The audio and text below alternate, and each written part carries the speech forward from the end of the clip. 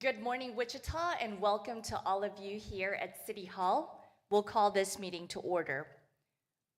With us this morning, we will have Vice Mayor J.V. Johnston provide an invocation. And after that, we will have the Pledge of Allegiance, and we ask for you to stand for both.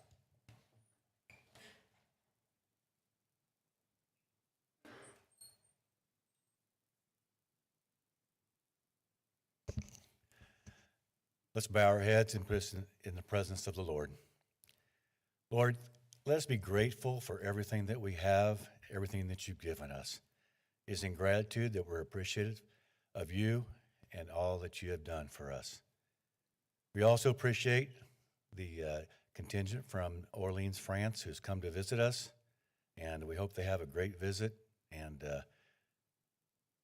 really hope they get to see the good that the city has done and all the good things that the people of Wichita have done, and just all the goodness that you've given us. In your name we pray. Amen. I pledge allegiance to the flag of the United States of America and to the republic for which it stands, one nation, under God, indivisible, with liberty and justice for all. Thank you, Vice Mayor Johnston. Mr. Clerk, can you please call the first item? Awards and proclamations.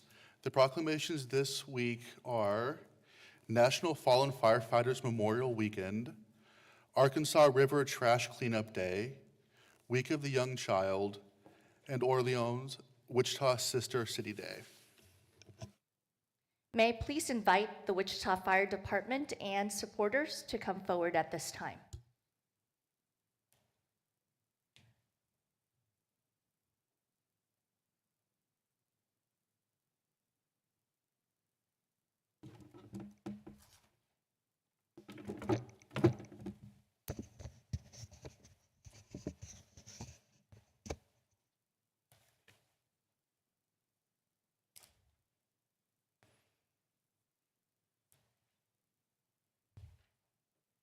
The proclamation reads, "The city of Wichita, Kansas, founded in 1870, whereas the United States Congress and the President of the United States have designated the annual National Fallen Firefighters Memorial Service as a day to honor firefighters and emergency service personnel who have sacrificed their lives to save others by lowering the American flag on all federal buildings to half staff.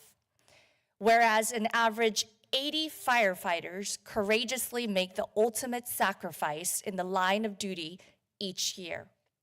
Whereas firefighters and emergency service personnel play an essential role in the protection of lives and property in our local community. Whereas it is of major importance that we increase our efforts to reduce deaths, injuries, and property losses from fire.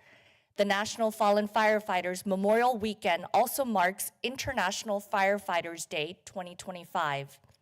Now therefore be it resolved that the Wichita City Council does hereby proclaim May 2nd to the 4th as National Fallen Firefighters Memorial Weekend in the city of Wichita and encourage all citizens to recognize the patriotic service and dedicated efforts of our fire and emergency service personnel.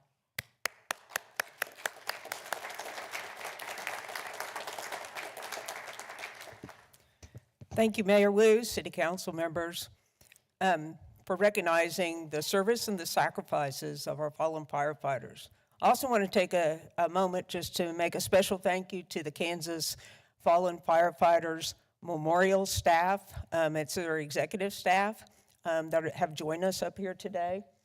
They spend significant amount of hours planning and organizing our memorial each and every single year. And this year, the memorial will be held on October the 5th at 1:30 outside of the Kansas Fallen Firefighters Museum at 13:30 in the afternoon. The address 1300 South Broadway. And hopefully this year, they will be making a special announcement. Kudos and a huge thank you to Councilmember Holheisler for his initiative and support. And so that's all I'll say about that, so I'll let them make the special announcement on that particular day. But as we stand here today, I do want to take a moment as we're honoring our fallen firefighters for a special recognition for the loss of our own particular firefighter this year, Firefighter Ty Both. He gave his life, as all fallen firefighters, the ultimate sacrifice. And it's been very deep feeling for this department, and we continue to work on trying to get to a place that what we call a new normal. And it's always been, for us, it's been a privilege that we have members on our department that have had the opportunity to actually serve with Ty. And so with us today, we have Captain Diffenbaugh, who actually was Ty's captain, and I'd like to invite him up to the podium to say a few words. Thank you, Mayor. Thank you, Chief, City Council, both family, fellow firefighters here. I'm Captain Diffenbaugh. I've been on the Wichita Fire Department for 35 years. I've seen many changes in 35 years, but our department 100% changed on August 1st of 2024. We lost a firefighter, Ty Voth. He was like a son to me. Awesome kid, great shape. It was such a tragedy. He was 27 years old when it happened. We've all struggled with this, but as a department, we're going to heal. We've got several initiatives in place. We got Beyond the Call, which is a 24-hour gym called Station Zero. Members can go work out anytime they want, on and off duty, retired members as well. We've got a health and safety grant that's been established through Chief Snow and IAFF and the council. And what we're going to do is we're going to do a health screening on every single member of this department, and we encourage them to go get checked for cancer and for heart. Anything that we find, we can heal it and cure it now. We've had 32 people go through it, and we found 8 people that have had problems. So it is working. We're going to find some underlying issues. Training Division is working as hard as they possibly can on working on a new Mayday procedure. We're going to have a new standard operating when someone goes down, lost, trapped, or has a heart or medical condition. We're going to make it seamless on getting them out. We're putting together some new SOPs. The Ty Voth Scholarship is being established. We're going to be able to honor Ty Voth every year, right around when school starts, with some kind of a monetary award to 2 or 3 different students that are wanting to go to school to become firefighters. And it's going to be set up with the department and with the Voth family. They're helping me. Again, me and my entire crew are going to honor Ty in May. I'm going to go to Emmitsburg, Maryland with Chief Snow. We're going to see his name put on the wall, the Fallen Firefighters Memorial.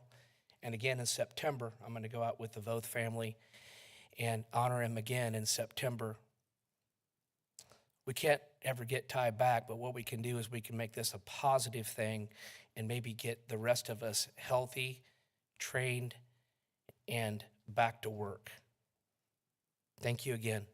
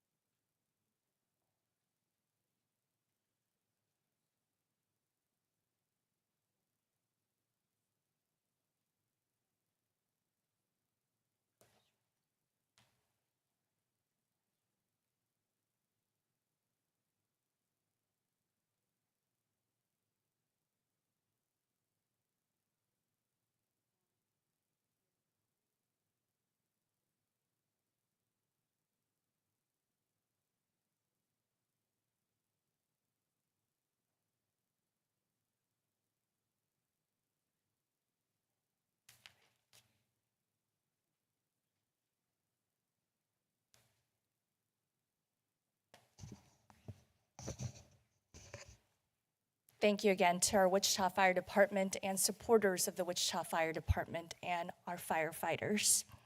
May I please ask the representatives for the Arkansas River trash cleanup to please come forward at this time? And I believe Councilmember Ballard is very involved. Would you like to come forward?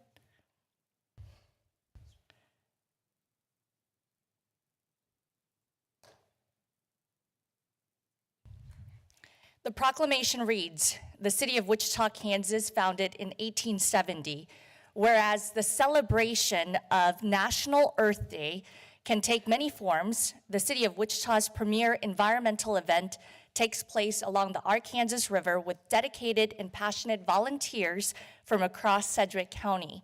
Whereas the Arkansas River trash cleanup is a 24-year tradition to clean up Wichita's greatest natural water resource.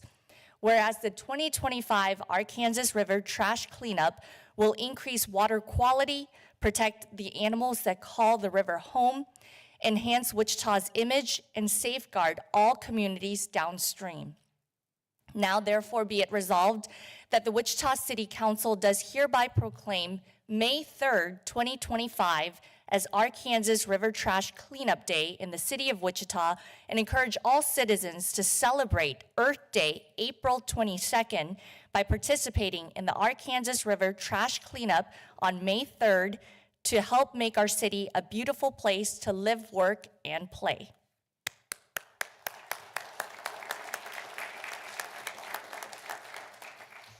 Thank you to the City of Wichita Council, to the mayor. Just a couple of quick words. My name is Libby Albers. I work for the Kansas Alliance for Wetlands and Streams. And yes, for over 2 decades, Wichita has offered a community Earth Day event that is centered around the Ark River. This is in complement to the dozens of dedicated groups that year-long clean up along the Ark, the Little Ark, and all of the tributaries that flow throughout this city. This city-coordinated event wouldn't be possible without our lead sponsorship from Cargill and supporting sponsorships from Intrust Bank, Spirit Air Systems, LDF, CAUSE, Sedgwick County Zoo, the Wichita Wagon Masters, and if you've ever had their cooking, you definitely want to come out, and many more. In 2024, this event broke all records due to the great weather we had, the Lincoln Street Dam being lowered so folks could get out into the riverbed, and our incredible volunteers. We pulled over 9 tons of debris out of the river that day. That's 3 times as much as we typically pull out on an event. So please come out on May 3rd at 9 a.m. for a free lunch, a free t-shirt while they last, and a clean river at the end of the morning. Thank you.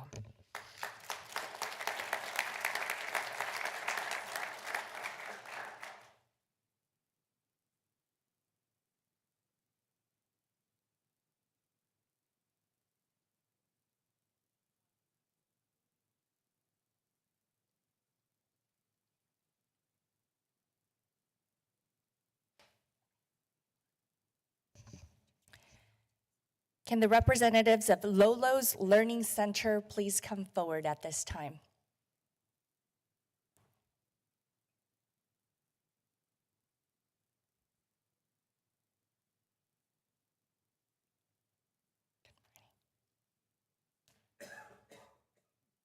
Good morning. The proclamation reads, the city of Wichita, Kansas, founded in 1870. Whereas the first year of a child's life includes the most rapid brain development and lays the foundation for all future learning. Young children need skilled, educated, competent, consistent, and compensated early childhood educators. Whereas high-quality early care and education helps build strong developmental foundations for young children during the years of greatest brain development, leading to positive outcomes for individual children and helping them be better prepared for school and more likely to succeed in life. Whereas, according to Lolo's Learning Center, 40% of child care programs reported they increase tuition in order to keep their doors open, and working families need subsidies, scholarships, and tax credits for families at all income levels that support the cost of quality early childhood education. Whereas early educators need the ability to earn a professional wage that is commensurate with the required education and skills they bring to the complex and valuable work they do. Now therefore be it resolved that the Wichita City Council does hereby proclaim April 5th through 11th as Week of the Young Child in the City of Wichita, and encourage all citizens to support efforts that increase children and families' access to high-quality early childhood education.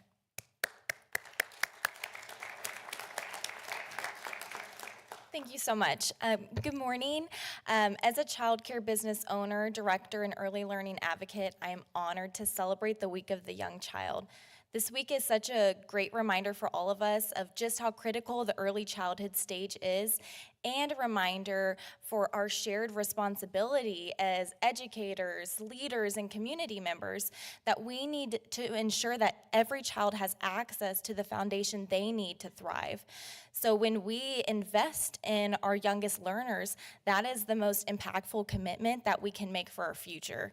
So thank you so much for recognizing early childhood as important as it is, and then also for supporting the work that helps children and families in our communities grow stronger every single day.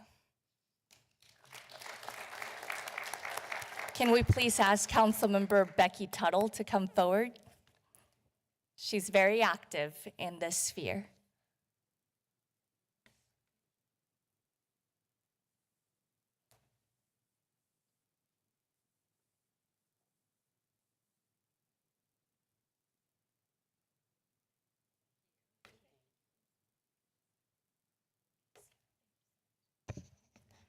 May I please ask the Wichita sister cities, as well as our guests from Orleans, France, to come forward at this time.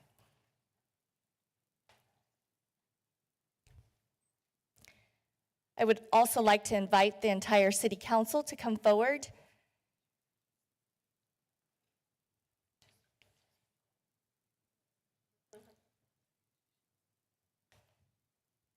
The proclamation reads, "The City of Wichita, Kansas, founded in 1870, whereas this marks the 80-year anniversary of Wichita's sister city friendship with Orleans, France. On August 16th, 1944, the 137th Infantry Regiment of the 35th Division, U.S. Army, liberated Orleans, France from Nazi occupation. Whereas the friendship between Orleans and Wichita has continued with official visits between the two cities.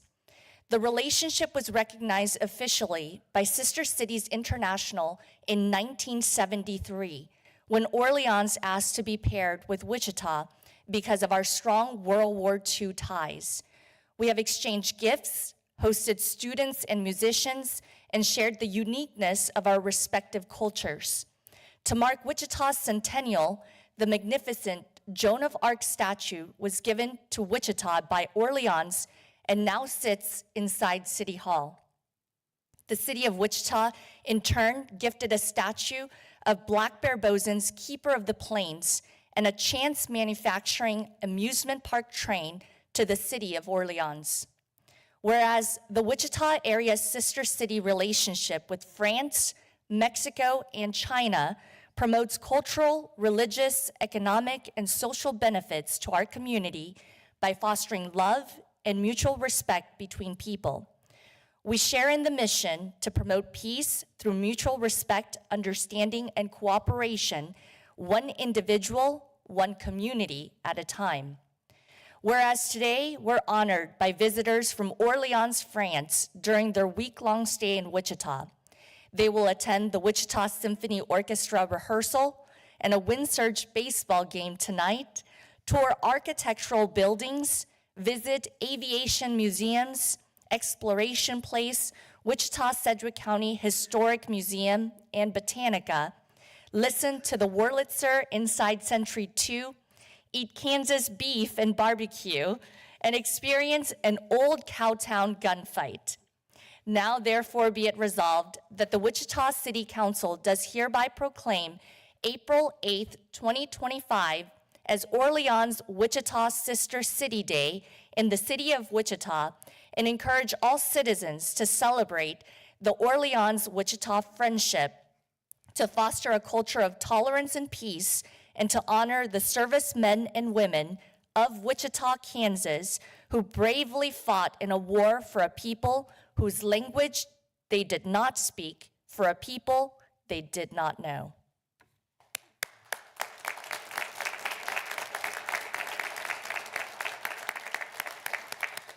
So what is particularly momentous about this relationship is that we have never forgotten this relationship. It started when we were a young country and Yorktown in France came to our aid. It continued in World War I when Bleckley, Lieutenant Irwin Bleckley, died fighting in France. It continued in World War II when we defended the country we did not know, whose language we did not speak. My father was a World War II Army fighter pilot, so I know about the impact serving in war can have on families and those that served. It continues today with this relationship, and I want to bring the president of the Orleans Sister City Group in Orleans to introduce just the individuals. Thank you, Laurent. Thank you very much, Celeste. Bonjour à tous. Hello, everybody. I'm not going to speak in French because I know that there are some struggles for French learning in America, but I'm very honored to be here today.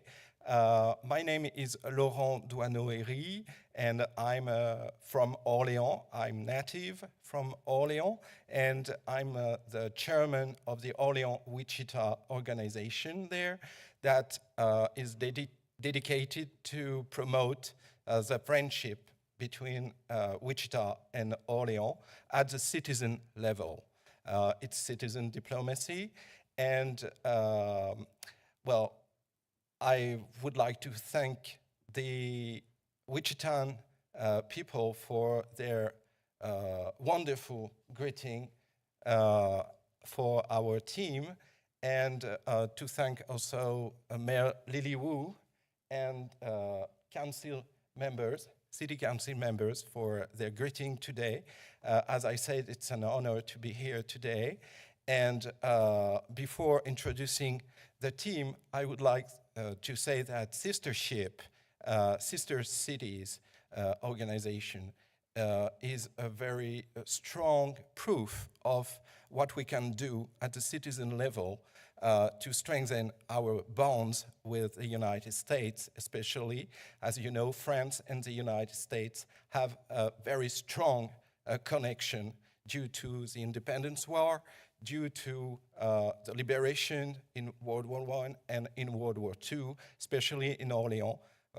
You liberated us on August 16, 1944, and for instance, my grandmother was in Orléans at that time, and she witnessed all this wonderful event, the liberation from the German occupation, and we are very thankful for all the sacrifices you did for our freedom and our democracy.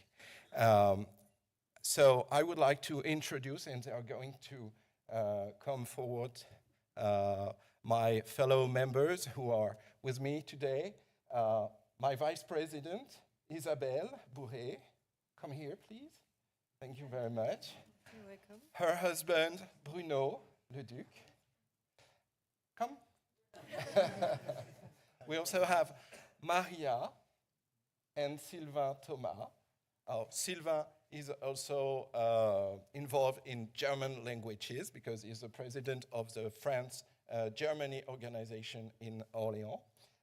We also have Elodie Porcher, who is a new member in our association.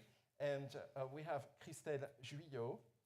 Do I pronounce it well? That's it. Thank you. Who is English teacher, and she's really dedicated into making bonds between schools in between Orléans and Wichita. And over Andover Central High School and Andover Central. Yes, absolutely. So this is it. We are very thankful. Oh, yes, sorry. He forgets about me because I'm from Wichita. But you now live in Orleans. And now I'm living in Orleans for the last 2 years, yes. Sorry, Philip. Thank you very much. Bienvenue à Wichita. Merci beaucoup. Merci. On va faire la photo. Can we get a picture? I don't know how. Squeeze.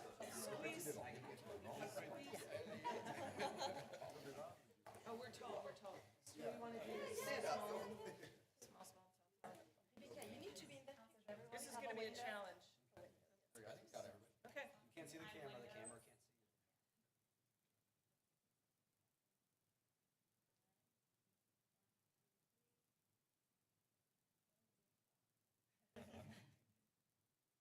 can't see you. Thank you. Have a great day. Thank you. Merci.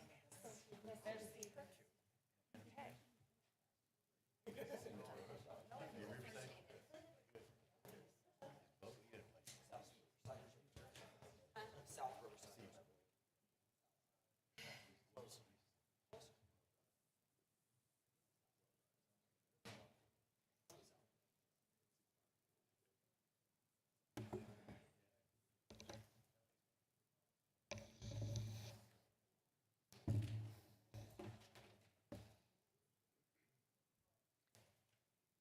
Thank you to all our guests for proclamations. Mr. Clerk, please call the next item. Public agenda. The public agenda allows for up to 5 speakers to have 5 minutes each to address the council. No action will be taken relative to items on the public agenda other than referral to the city manager for information as necessary. Speakers will please state their name and address for the record. A time clock will display the speaker's remaining time to speak. Order and rules of decorum will be observed. The first speaker is Ramsey Howard, Wildflower Community School, Transgender Validation.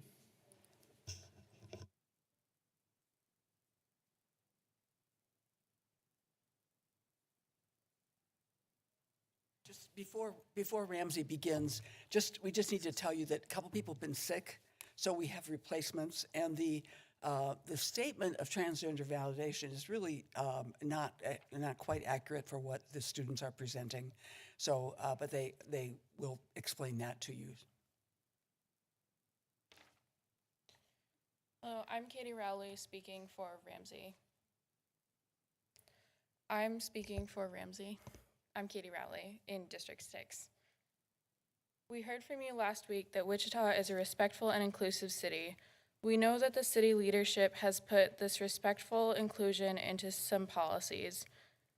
We ask you to issue a resolution that specifically names groups in our city whose safety and resources are being threatened in 2025, who our city is committed to protecting and assuring equal rights and access to the city's resources and to support them.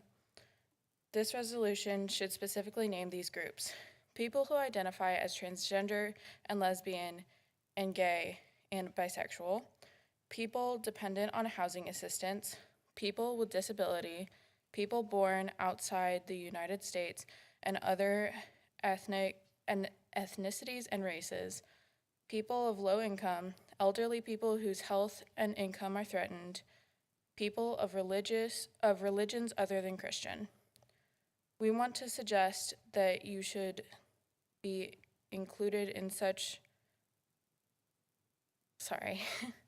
we want to suggest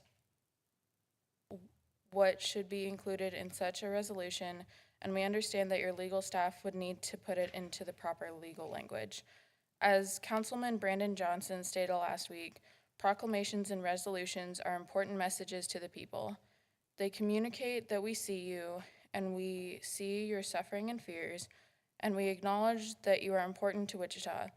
Such a statement followed up with behavior by city officials that support these words will make our city stronger and more attractive to people considering to move here. Such a statement is legal and does not challenge Kansas law.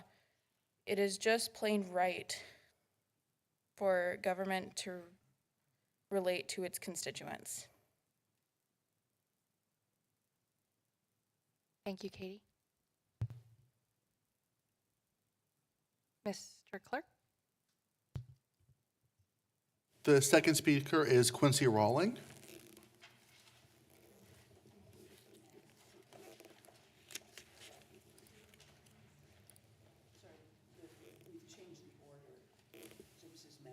Okay. The second speaker is Max Yost.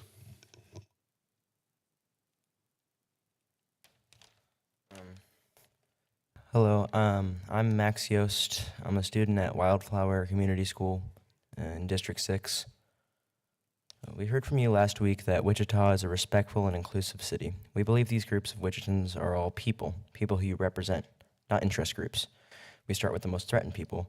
We believe it is important for you to know that a survey by the National Center for Transgender Equality and the National Gay and Lesbian Task Force reveals that trans people experience unemployment at twice the rate as the general population, with trans people of color impacted at a scale 4 times the national rate. Transgender survey respondents reported that they experienced extensive discrimination as both renters and homeowners.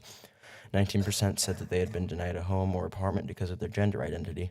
Transgender immigrants, refugees, and asylees face additional persecution due to their immigration status combined with their gender identity. Here in Wichita, we know transgender people who are unhoused and are rejected from all shelters. The only exception is for those who present as masculine, in which case they can go to the Union Rescue Mission. We know that there is a lot of violence against trans folks, and we know this personally from trans students who are our classmates and friends. Thank you. Thank you, Max.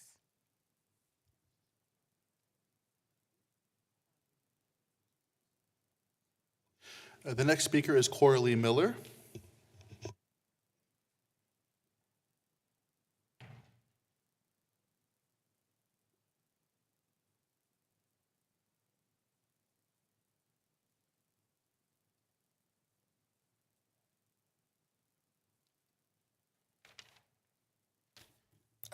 My name is Coraline Miller, and I'm speaking from Wildflower Community School and on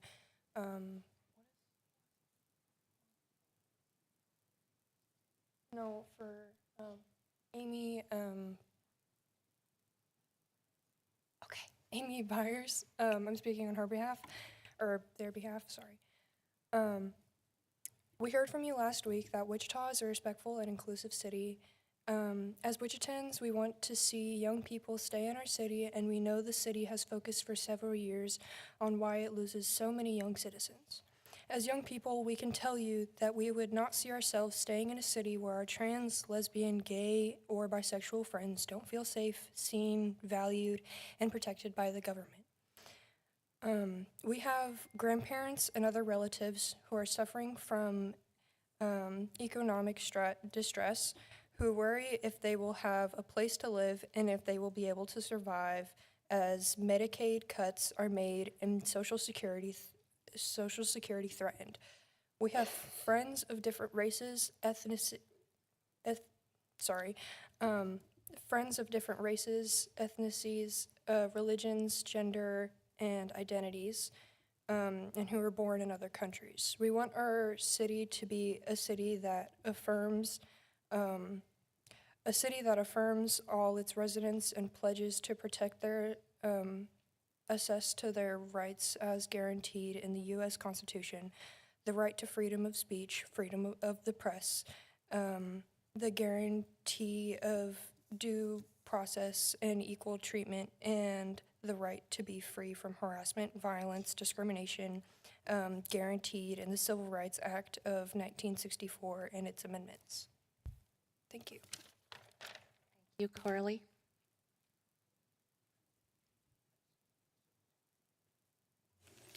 The next speaker is Gretchen Ike.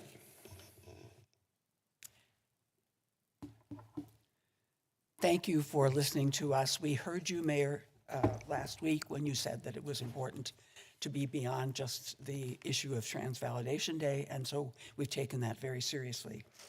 We heard the students have spent a lot of time working on this, so I hope we will provide you with the text as well.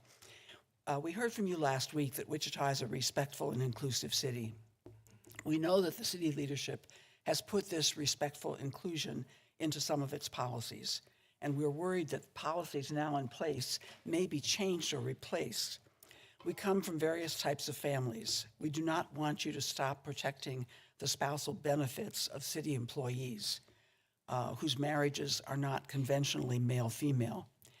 We have friends of all backgrounds whose families rely on different sorts of jobs and are of different racial, ethnic, religious backgrounds. We ask you to not end the city policies that require paying attention to diversity in filling job openings and in promotion and advancement. No matter what, in the city government, no matter what the president proclaims, we know that diversity, equity, and inclusion are not bad words. They are words that identify the best aspirations of our nation, expressed first in the Declaration of Independence and reinforced over our 250-year history. We know something about our past, of the treatment of others, or minorities. Japanese Americans, for example, during World War II, who were placed in camps and lost their property because they were feared to side with Japan. Chinese seeking to become Americans and legally excluded for decades and sent to segregated schools. Jewish people and Irish and Africans prevented from buying property or living in certain areas. Native Americans whose land was taken from them by the federal government and who were forced to live on dry, unfarmable reservations with their children taken from them, sent to boarding schools. Africans brought here in chains and enslaved from 1619 to 1865 and then treated to mob murder and Jim Crow segregation laws despite his heroic service in the U.S. military.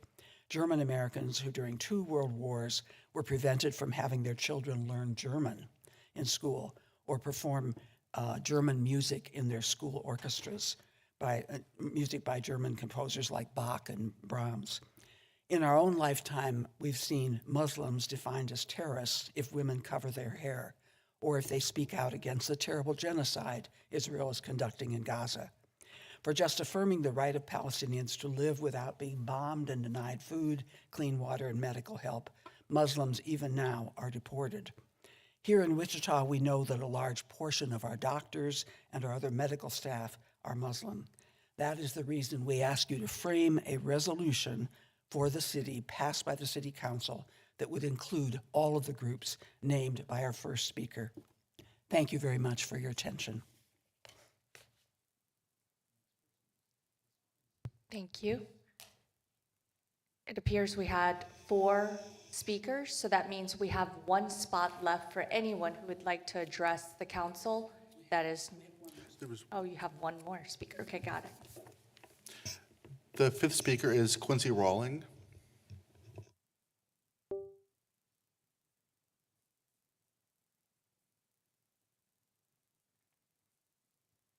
Hi, my name is Quincy Rowley, and I am a student at Wildflower Community School in District 6. We want to thank you for listening to us.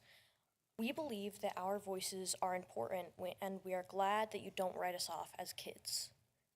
We respectfully ask that you pass our proposed resolution by the middle of May 2025. We ask that you share with us the text of the resolution before City Council members vote on it. We ask that you share how each City Council member votes. If there are questions, we have done a lot of work and research on these issues, and we are ready to be one resource for you. We do not want you to forget about our trans rights concerns. We are serious. It's not easy for us to come up and speak with you. We have researched these issues, and we believe that our city will be stronger with a resolution that protects and welcomes all of these groups who live here. Thank you for committing to making Wichita a better and more inclusive, respectful city. Thank you, Quincy. Councilmember Ballard. Thank you, Mayor. I just overall would like to thank all of the students for coming again and sharing your thoughts. While we can't do anything about the presidential executive orders, I will say that I'll continue to work to keep Wichita an inclusive city. So thank you for coming. Councilmember Johnson. Thanks, Mayor. I just wanted to thank you all for coming up here and speaking and continuing to stand up and talk to your elected representatives. I want to encourage each of you to always do that with whatever you believe we should be doing. And if we're doing something wrong, just want to continue to encourage you. I know right now in this country, it's a little scary to stand up against elected officials, but if you think that we should be doing something different, or we're going down the wrong path, or even if you agree with us, I'd love to hear from you. I'd love to see you continue to stand up and do what you're doing today. So I appreciate each of you lending your voice to this, and I want to encourage you to keep doing so. Councilmember Hoheisel. Thank you, Mayor. Thank you for showing up today. Thank you for sharing your thoughts. This is the people's chamber. This isn't the government here. This is your chamber. So I want to make sure you all feel important and safe when you are here talking to us, regardless of what your ideology is, if you agree with us or not. So it takes a little extra courage, I think, for some people to stand up here. So I do see you and I do appreciate that.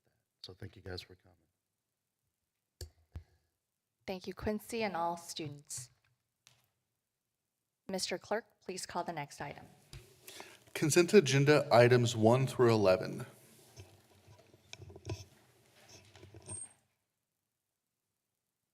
Are there any items to be pulled from the consent agenda?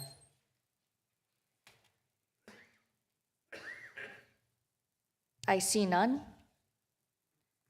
I move to approve consent agenda items 1 through 11. Second. Motion and a second. Any further discussion? I see none. Mr. Clerk, please open the roll.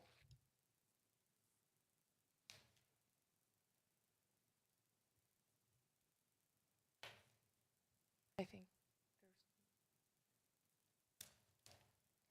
motion passes 6-0.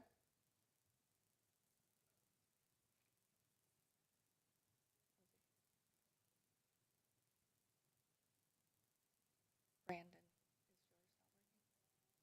can you? Motion passes 7-0. Mr. Clerk, please call the next item.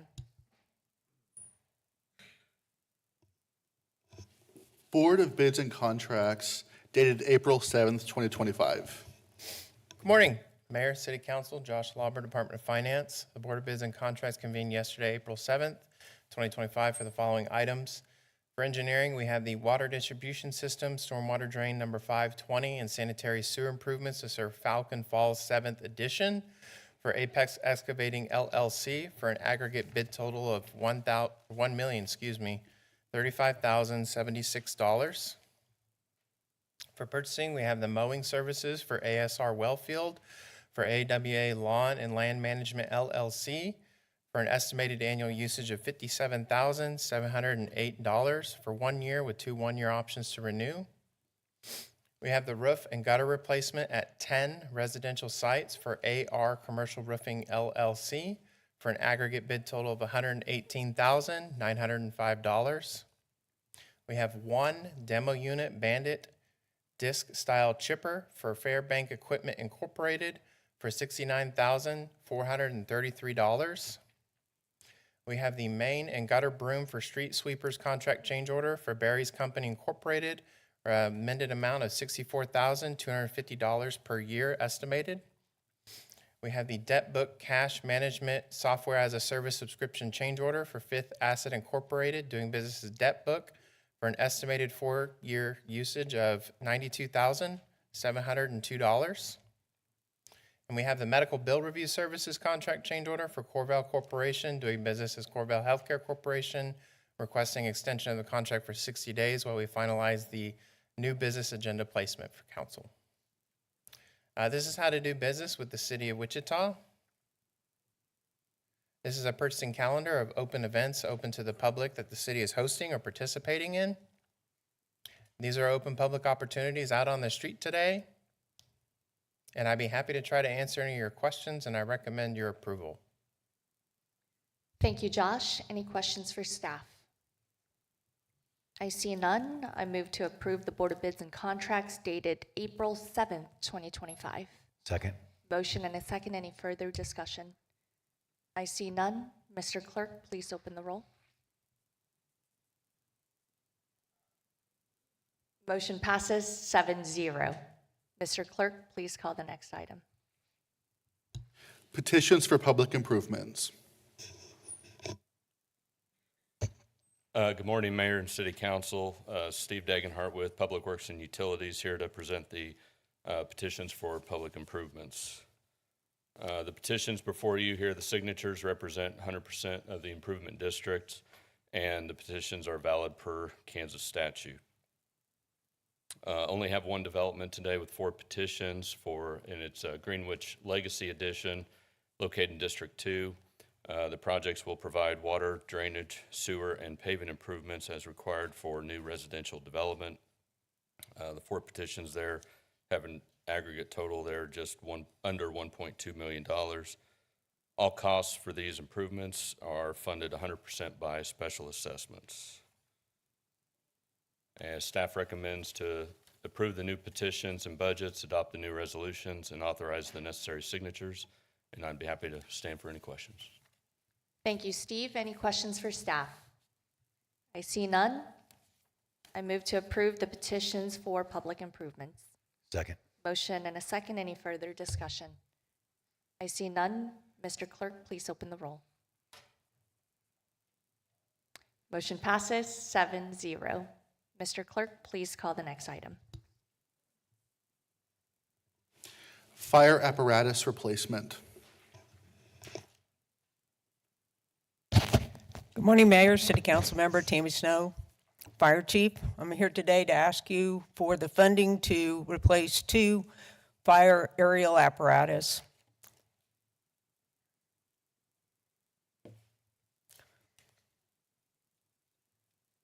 Maybe.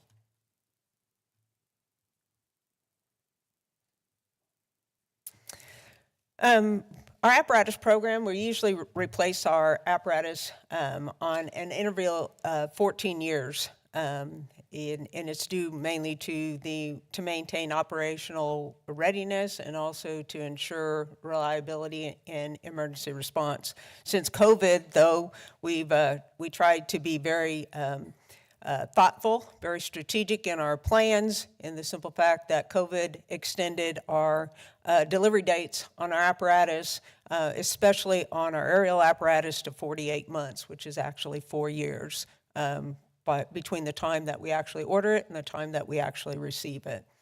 Several of our units at this particular time, when I talk about units, I'm talking about aerial apparatus, are beyond the past replacement time.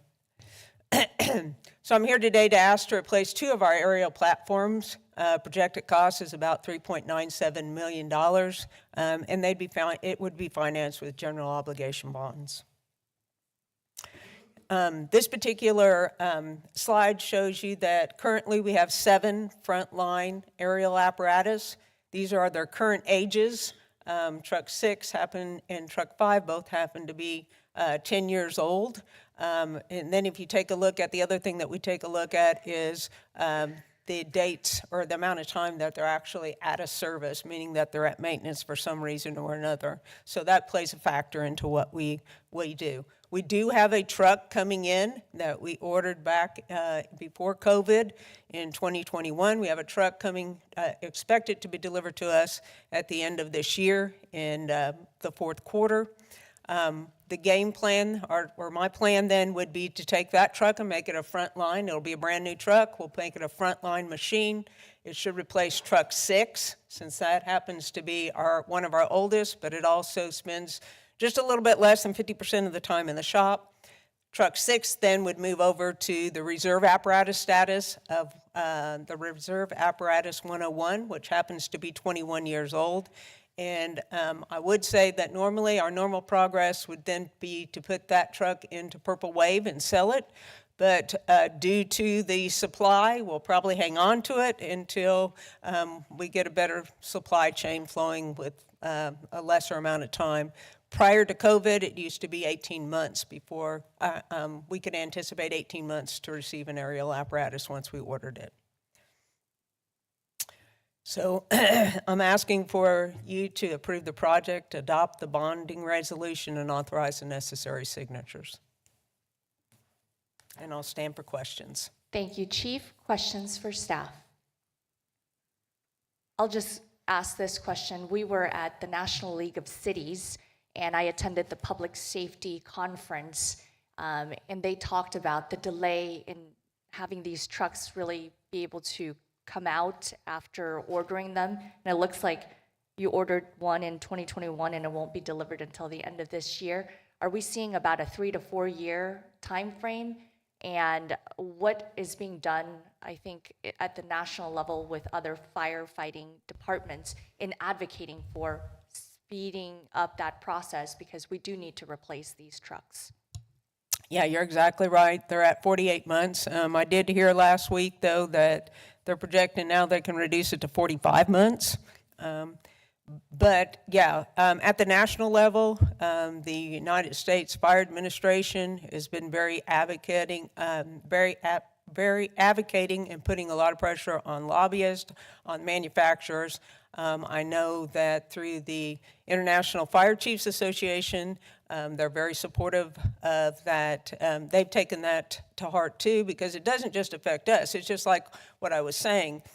We have a 21-year-old apparatus that normally we'd put that out on Purple Wave, and some of the smaller departments that are either mixed departments or volunteer departments would love to get that particular machine. You know, if you look around town, Colwich has one of our apparatus currently. Mount Hope has one of our apparatus. These small communities that can't afford buying brand new, it's not only affecting us, it's affecting them also. So yes, there's a lot of push nationally through all the national organizations to put pressure on the manufacturers to increase. Thank you, Chief. Councilmember Ballard. Thank you, Mayor. Thank you, Chief Snow. Very excited to learn about replacing some of our older equipment.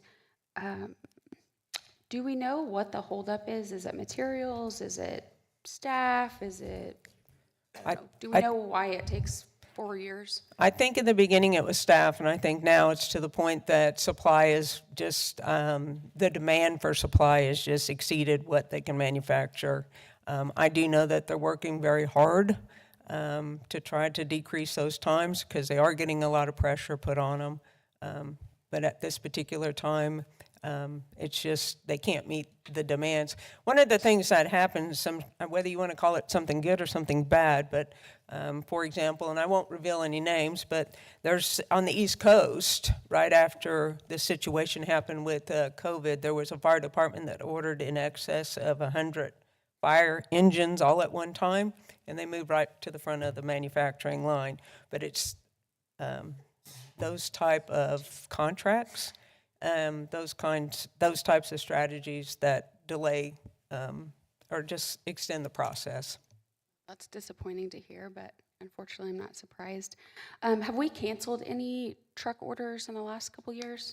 Not actually a truck order. We canceled, we had a tiller that was in line, and what we ended up doing was, instead of getting the tiller at the time, we opted for another engine. So for example, coming in 2026, we have 4 engines that'll all come in together, and then you'll have an oddball engine. We have another engine that'll come in 2026 near the end of the year. So we end up with 5 engines coming in 2026, and we have 5 engines coming in 2025. So, I mean in 2027. So at the end of 2027, we should have 10 brand new engines out on the road. So that's fantastic. And I'm sorry because it's not my wheelhouse. What does a tiller mean? A tiller, let me just, okay. Do you know what a Coca-Cola delivery truck looks like when they've got a tractor on the front, and then they have box on the back where they load all the coke. A tiller looks similar to that, but then on the very end of where the box truck is, they have a mechanism to drive. So you have a front driver and a back driver, and that's what a tiller is. And it's mainly, its primary function is ladders. So it would operate similar to aerial apparatus.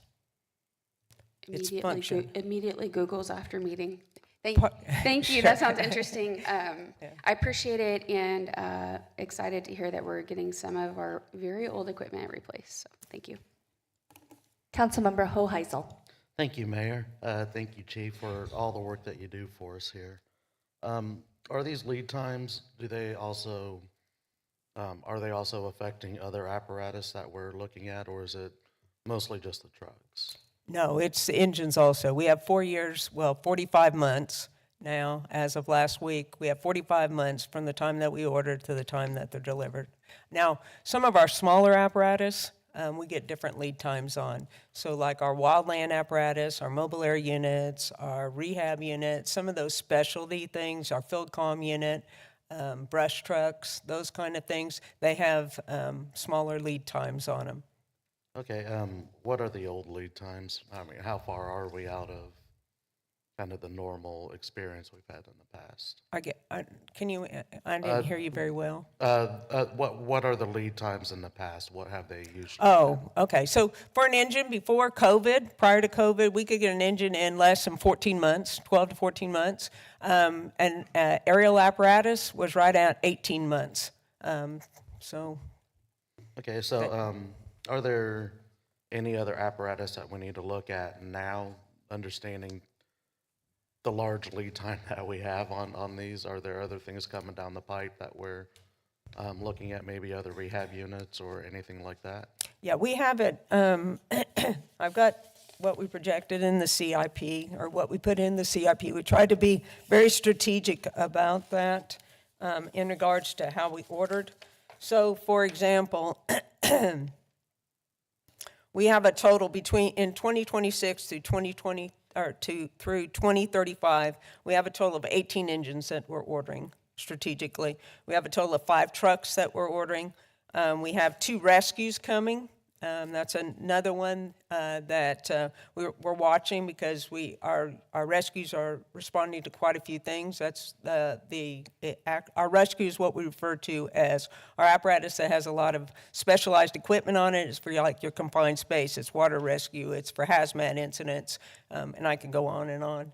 But anyways, we have 2 of those coming in that budget. We have what we refer to as specialties. Those are like your rehab unit, your mobile air units, your field comm units, those kind of things. We have those projected out into that 10-year CIP plan also. Okay, so that's 2026 to 35 CIP? Yes. Okay, and again, we'll look at the times that it takes for us to get at the lead times to try and be strategic as to ordering some of them a little earlier, I guess. Yeah, that's the reason why I just gave you that chart with the trucks, and notice it only has 10 years, but our cutoff's supposed to be 14 years before I replace. We don't wait till 14 years. We try to get them right at the 10-year mark, or if we see that they have huge mechanical problems, that they spend more time in at the shop, we try to be very strategic dealing with the 48-month lead time. Okay, thank you. I see no further questions from staff. We will now open it up for public comment. I see none. I'll bring it back to the bench. I will move to approve the project, adopt the bonding resolution, and authorize the necessary signatures. Second. Motion and a second. Any further discussion? I see none. Mr. Clerk, please open the roll. Motion passes 7-0. I will use a point of privilege really quickly before we move to our next agenda item. I just want to recognize that former council member Levanta Williams is in our presence, former Sedgwick County Commissioner Carl Peterjohn, as well as the Urban Prep Academy School led by Pastor Wade Moore. Mr. Clerk, please call the next item. Fire equipment replacement.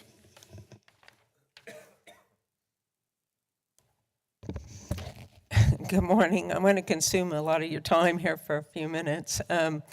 So I truly appreciate and thank you very much for the support on the fire apparatus. But when we get fire apparatus in, they don't come with any equipment. So I'm here to ask for equipment to put on those fire apparatus. So our equipment is are specialized for firefighting duties and for rescue duties. They're closely related to the apparatus replacement program. It's things like forcible entry tools, ladders, thermal imaging cameras, chainsaws. Our projected cost is right around $397,888, and it'll be financed with general obligation bonds. So I'm asking for your approval for this project, adopt the bonding resolution, and the authorized necessary signatures. And with that, I'll stand for questions. Thank you, Chief. Questions for staff? Just one question. The equipment that's currently on those engines, will they continue to be with the department, or will they be sold or continuing to move on with the reserve? We try to keep our reserves 100% outfitted, but as equipment has different lifespans, and we may be able to get 14 years out of an apparatus, but we can't get 14 years out of everything else as far as the equipment. We use them quite a bit. Some things may last a year, some things may last 5 years. You know, we break them, they get damaged, they go in for repair. So usually the past practice has always been about 10% of whatever the apparatus cost is, and we can buy and secure equipment. We keep that equipment. Ideally, I'd like to say it was going to go on those new trucks, but they're not coming in for 4 years. So I'm sure we'll utilize that equipment in between the 4 years. And again, you know, we have to test our hose every year. Hose doesn't last. They get holes in them. They burn holes. We rub them, get damaged. Couplings get damaged and so forth. So it's just a supply of fire department equipment. Thank you, Chief. I see no questions for staff. We will now open it up for public comment. I see none. I'll bring it back to the bench. I move to approve the project, adopt the bonding resolution, and authorize the necessary signatures. Second. Motion and a second. Any further discussion? I see none. Mr. Clerk, please open the roll. Motion passes 7-0. Mr. Clerk, please call the next item. Fire radio replacement. Good morning, Mayor and City Council members. Tammy Snow, Fire Chief. Here today to ask for the replacement of some of our current radios. Our radios are mission critical to us. They ensure that we have adequate emergency response. They have an 8-year lifespan for replacing them due to worn out, damage, outdated equipment. They are a piece of technology, so feel very excited that they do last 8 years. Normal technology's a couple years. But it also, they tend to, after 8 years, come out of warranty, and they begin to cause us a lot of troubles because we can't get parts and so forth. So with that, we'd like to purchase some new portable radios. Here again, this is another place that we're very strategic. Radios are extremely expensive. We don't replace them all at one time. We try to break them up into parts. So we want to purchase some new portable and mobile radios, including the batteries and the chargers, the microphones. The project will cost somewhere right at $2,555,000 and financed with general obligation bonds. To be more specific, our radios, we will be purchasing 42 new portable radios. Those are the radios that we carry around in our hands. 26 of the new mobile radios either go inside the vehicle or they go into our fire stations. That's where the station alerting comes through. We're going to purchase 500 batteries to replace our current inventory, which is out of life. We are going to purchase our dive rescue communication equipment, which is 15 years old, so it's almost twice outside, or at least once outside of its lifespan. And then we want to purchase some hazmat communication equipment which will allow our members to go from hand signals, that's the way they communicate now, to actually being able to talk to one another. So that is what we are actually asking, what we will utilize that funding for. So with that, I ask you to approve the project, adopt the bonding resolution, and authorize the necessary signatures. Thank you, Chief. Questions for staff, beginning with Councilmember Hoheisel. Thank you, Mayor. Thank you again, Chief. Are these radios, are they getting stronger in frequency to be able to kind of reach some places in some buildings that the old ones haven't? None of them come with stronger frequency, but we've remedied the issue if you're talking about not being able to communicate in like solid concrete bricks. Yeah, we bought boosters. We installed them in each one of our battalion chief's vehicles, and what a booster does is boost the radio signal. We have, we bought also some mobile boosters. We place them strategically throughout the city. If we get into a situation in which the radios are not communicating, we can utilize those boosters to help us remain in radio contact. Okay, I appreciate that. The mayor and I attended the emergency training just not too long ago, and thank you for setting that up and helping to point us in the direction of that. And that was just one of the things that we heard there that was a little interesting when we heard about having to essentially use the radios as relays if they're deep enough in there, and just kind of the limited contact. So I was just wanting to follow up on that and make sure that we're covering all our bases there. So I appreciate that. Yes, we have boosters. And from that, I've also been contacted by some of the smaller cities that they were unaware of our field communication unit. So I've been in contact with some of those communities as far as taking it out and demoing it and showing them, you know, what the city can offer if they need at their time of need. Okay, thank you. I see no further questions for staff. We will now open it up for public comment. I see none. I'll bring it back to the bench. I move to approve the project, adopt the bonding resolution, and authorize the necessary signatures. Second. Motion and a second. Any further discussion? I see none. Mr. Clerk, please open the roll. Motion passes 7-0. Mr. Clerk, please call the next item. Firefighter self-contained breathing apparatus. Good morning, Mayor, City Council members. Tammy Snow, Fire Chief. I'm here to talk to you about asking for your vote or your approval to purchase replacement air bottles. So our air bottles, our self-contained breathing apparatus, again, is a critical piece of equipment. Our air packs, whenever we go into IDLH situations, we have our air packs on to help us mitigate through the smoke and the toxic gases. The systems themselves, and when I talk about a system, I'm talking about the actual air pack and the bottle. The bottle comes out and can be replaced. The system itself is a 10-year system, while the air bottles have 15 years, their air bottles themselves. And if you remember, I came to you at the last part of 2024 and spoke to you a little bit about how we found, it's called Model Acoustic Evaluation, how we can send our bottles off and get an additional 15 years of extension. So that is what we've been doing up to this time. We've saved $75,000. But we have 300 bottles that need to be replaced now.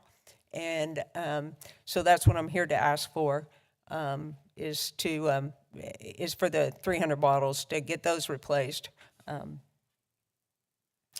So our project here would be, the purpose of it would be to purchase the replacement bottles, to also purchase some replacement parts, because we do some in-house fixing of our own air packs, and then the maintenance and repair of our breathing air compressor. We have 3 air compressors, breathing air compressors. One of the 3, the one that is at the Regional Training Center needs some parts to it, so this money would also be to purchase those parts so that we can get our breathing center back up, our compressor back up and working. The projected cost is $1,290,000, and it would be financed with general obligation bonds. With that, I ask for your approval of the project, adopt the bonding resolution, and authorize the necessary signatures, and I'll stand for questions. Thank you, Chief. Questions for staff? I see none. We'll open it up for public comment. I see none. I'll bring it back to the bench. Councilmember Tuttle. Thank you. Chief Snow, great job. Thank you for all of the work that you and your team do. Really appreciate it. I wanted to wait until all 4 items were combined.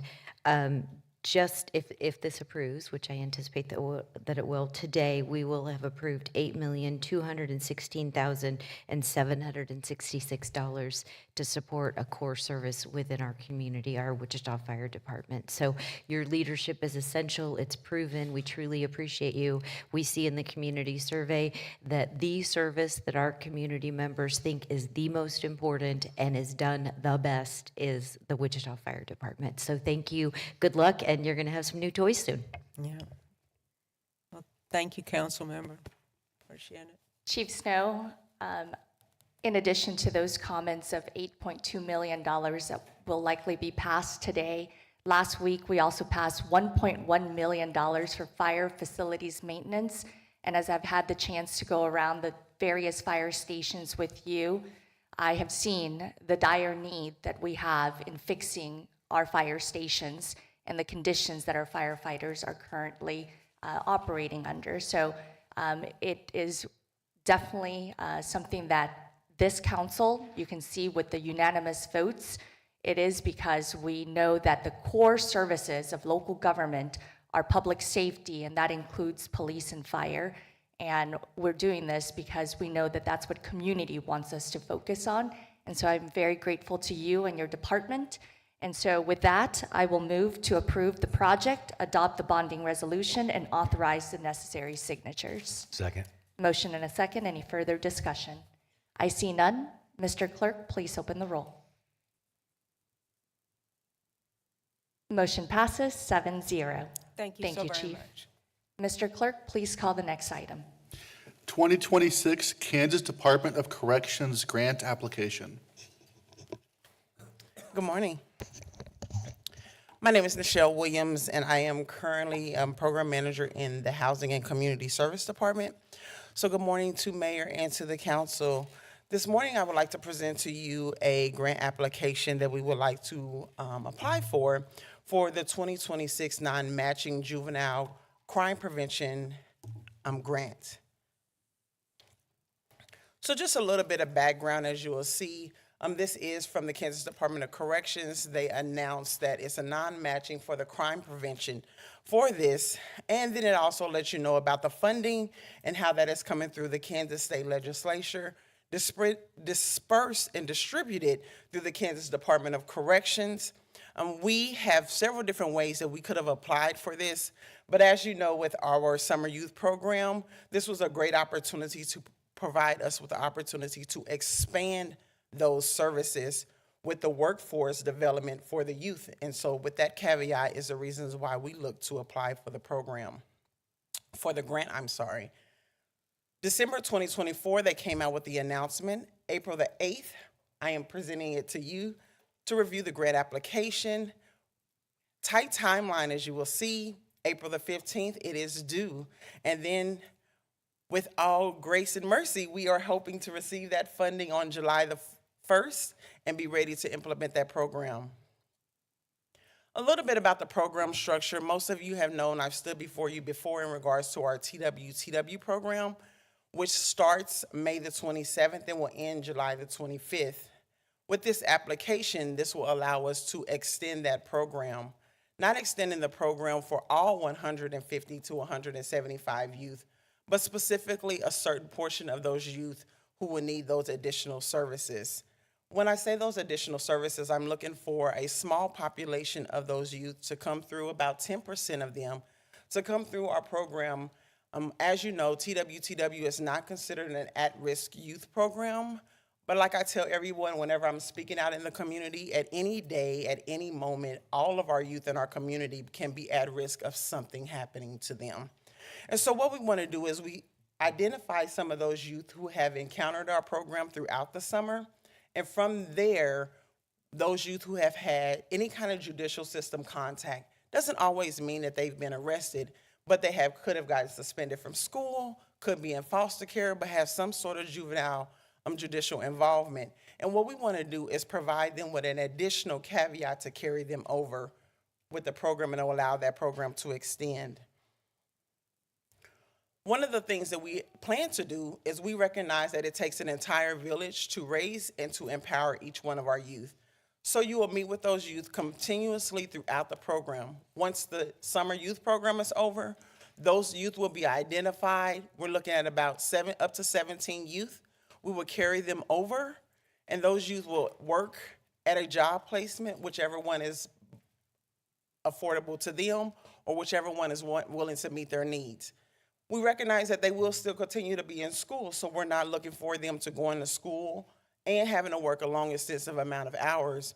But what it will show is that by them having a continued engagement of someone communicating with them, talking with them, letting them know that they are supported, it reduces the opportunity of them being idle and being caught up in activity that is not good for them. The great thing about it is this wouldn't be anything new for us because we currently already do a lot of it.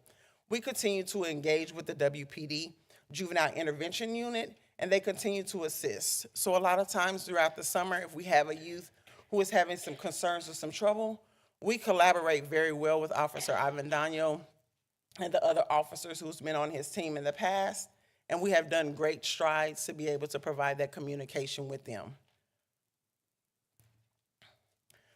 The wages for this youth will calculate, which will be, like I said, 15 participants at a time. We look at about 17 because we recognize that some youth may say, I've done what I needed to do, or I have an opportunity to gain more. So that is the reason why you see between 15 and 17 participants.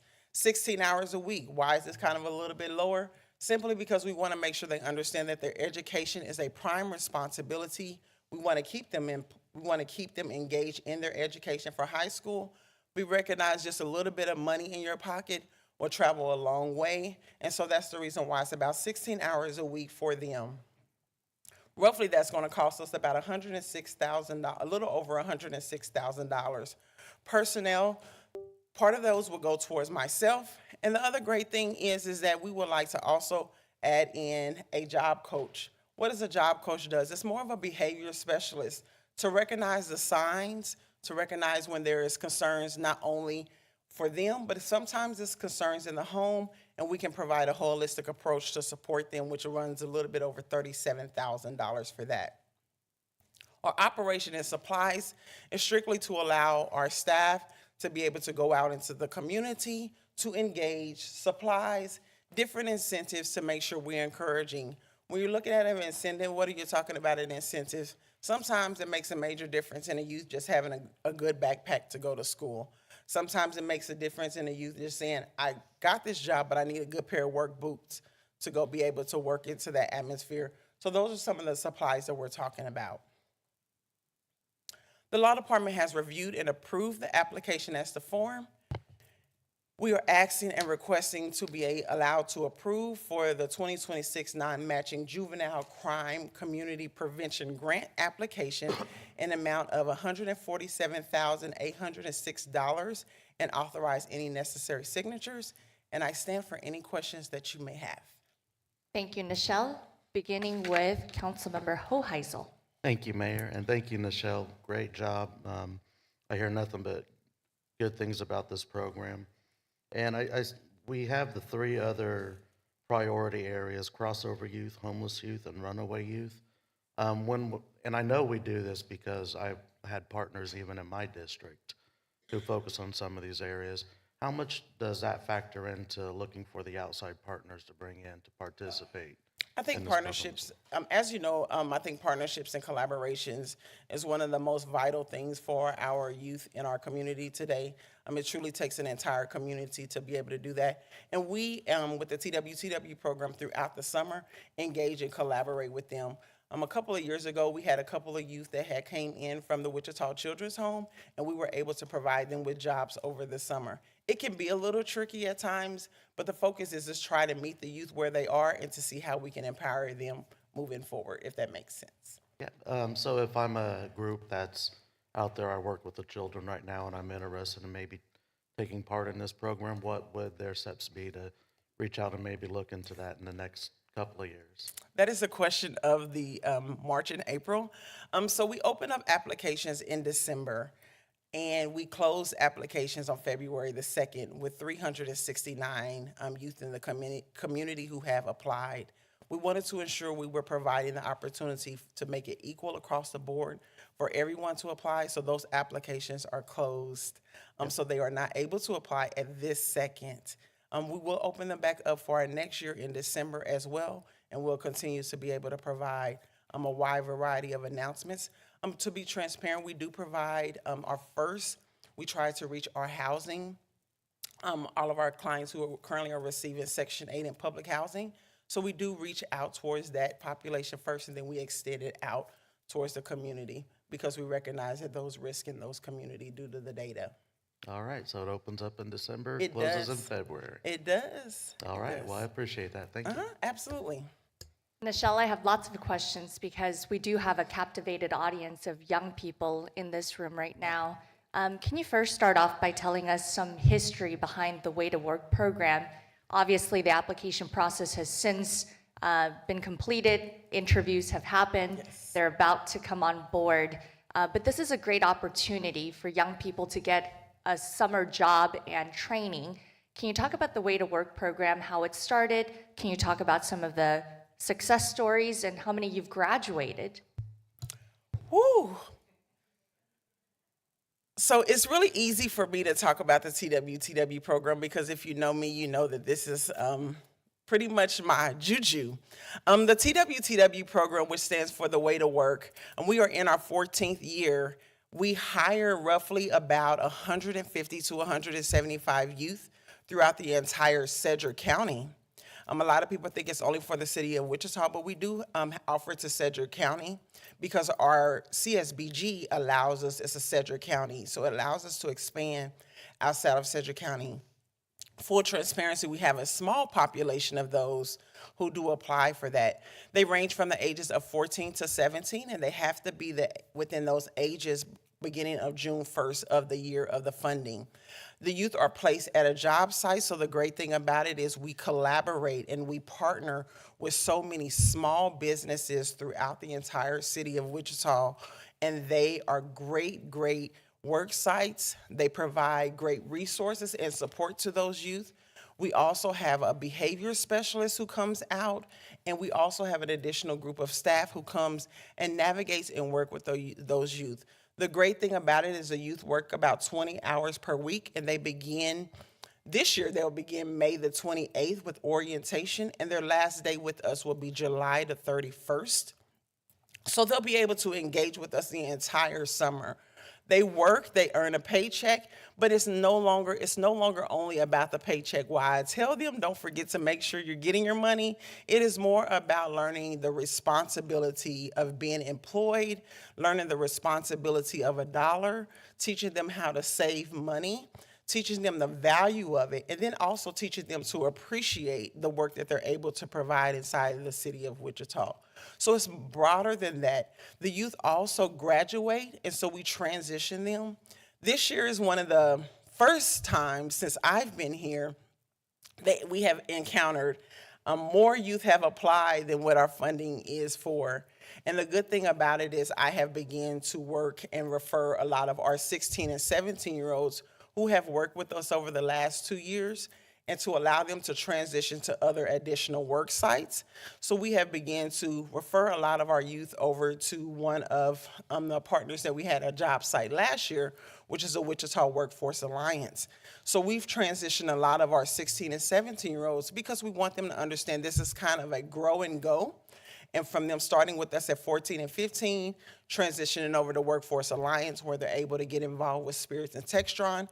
It shows not only a community partnership, but it also shows them being able to transition and one day become a great young person in our society. one of the amazing success stories is your youth mayor that you have right now, Amaya Williams. She came out of our TWTW program, and she was one of our summer youth for 2 years and doing simply amazing, an amazing job. If you weren't a part of it, she just recently, what would you say? She just recently announced you at the mayor's address just recently, and she did an amazing job. So it works. The program works. If you have the right people that are involved and the right people that support them, it actually is a program that works. And so we are looking forward to it in about 5 weeks, rocking and rolling again with another group of youth. Thank you, Nichelle. Councilmember Ballard. Thank you, Mayor. Button Councilman. wasn't working, so I pushed it for him. Yeah, Councilman Ballard helped me out because my screen was not working. Just a few questions. So I'm looking at the chart regarding the funding request, and I noticed there was the line item, the program staff, contract staff of $24,000, and then later in the budget it said the administrative expenses an additional $13,000. So that means we're spending about $37,000 on staff, or about 25%. Is that pretty comparable for this program? It is, because what we want to make sure is we have the right person involved, which is more of a job, so a behavior specialist, or what I said, to bring them in as a part-time person to be able to provide that services. They're going to go out and they're going to go into the community. They're going to go and meet them at the job site. Believe it or not, a lot of young people don't even know how to communicate with the supervisor when things are going wrong. So that's what that person is there, is to provide that. So, and it's actually a part-time position. Okay, thank you. A few follow-up questions. You may have answered this question, but we help them with budgeting, how to manage the funds. $10.40 per hour is pretty good for a high school student to be able to enter in. So do we help them with budgeting? Can you talk more about that process too? Yes, I'm so glad that you asked that.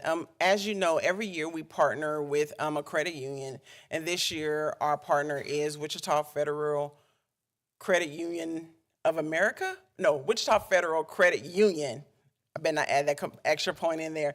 And so we've partnered with them. They came out to the roundup and they established every youth the opportunity to create a bank account. And then they're coming to our entire workshops throughout the summer. And each part of the workshops, they will provide a little piece of a caveat. The very first step, believe it or not, is to teach them how to look at their check stubs, because young people don't think that what I made is what I get, and don't realize that we are in a city and a country where you pay taxes. And so that's the first part. But then you teach them about how do you put a little bit to the side and how do you save.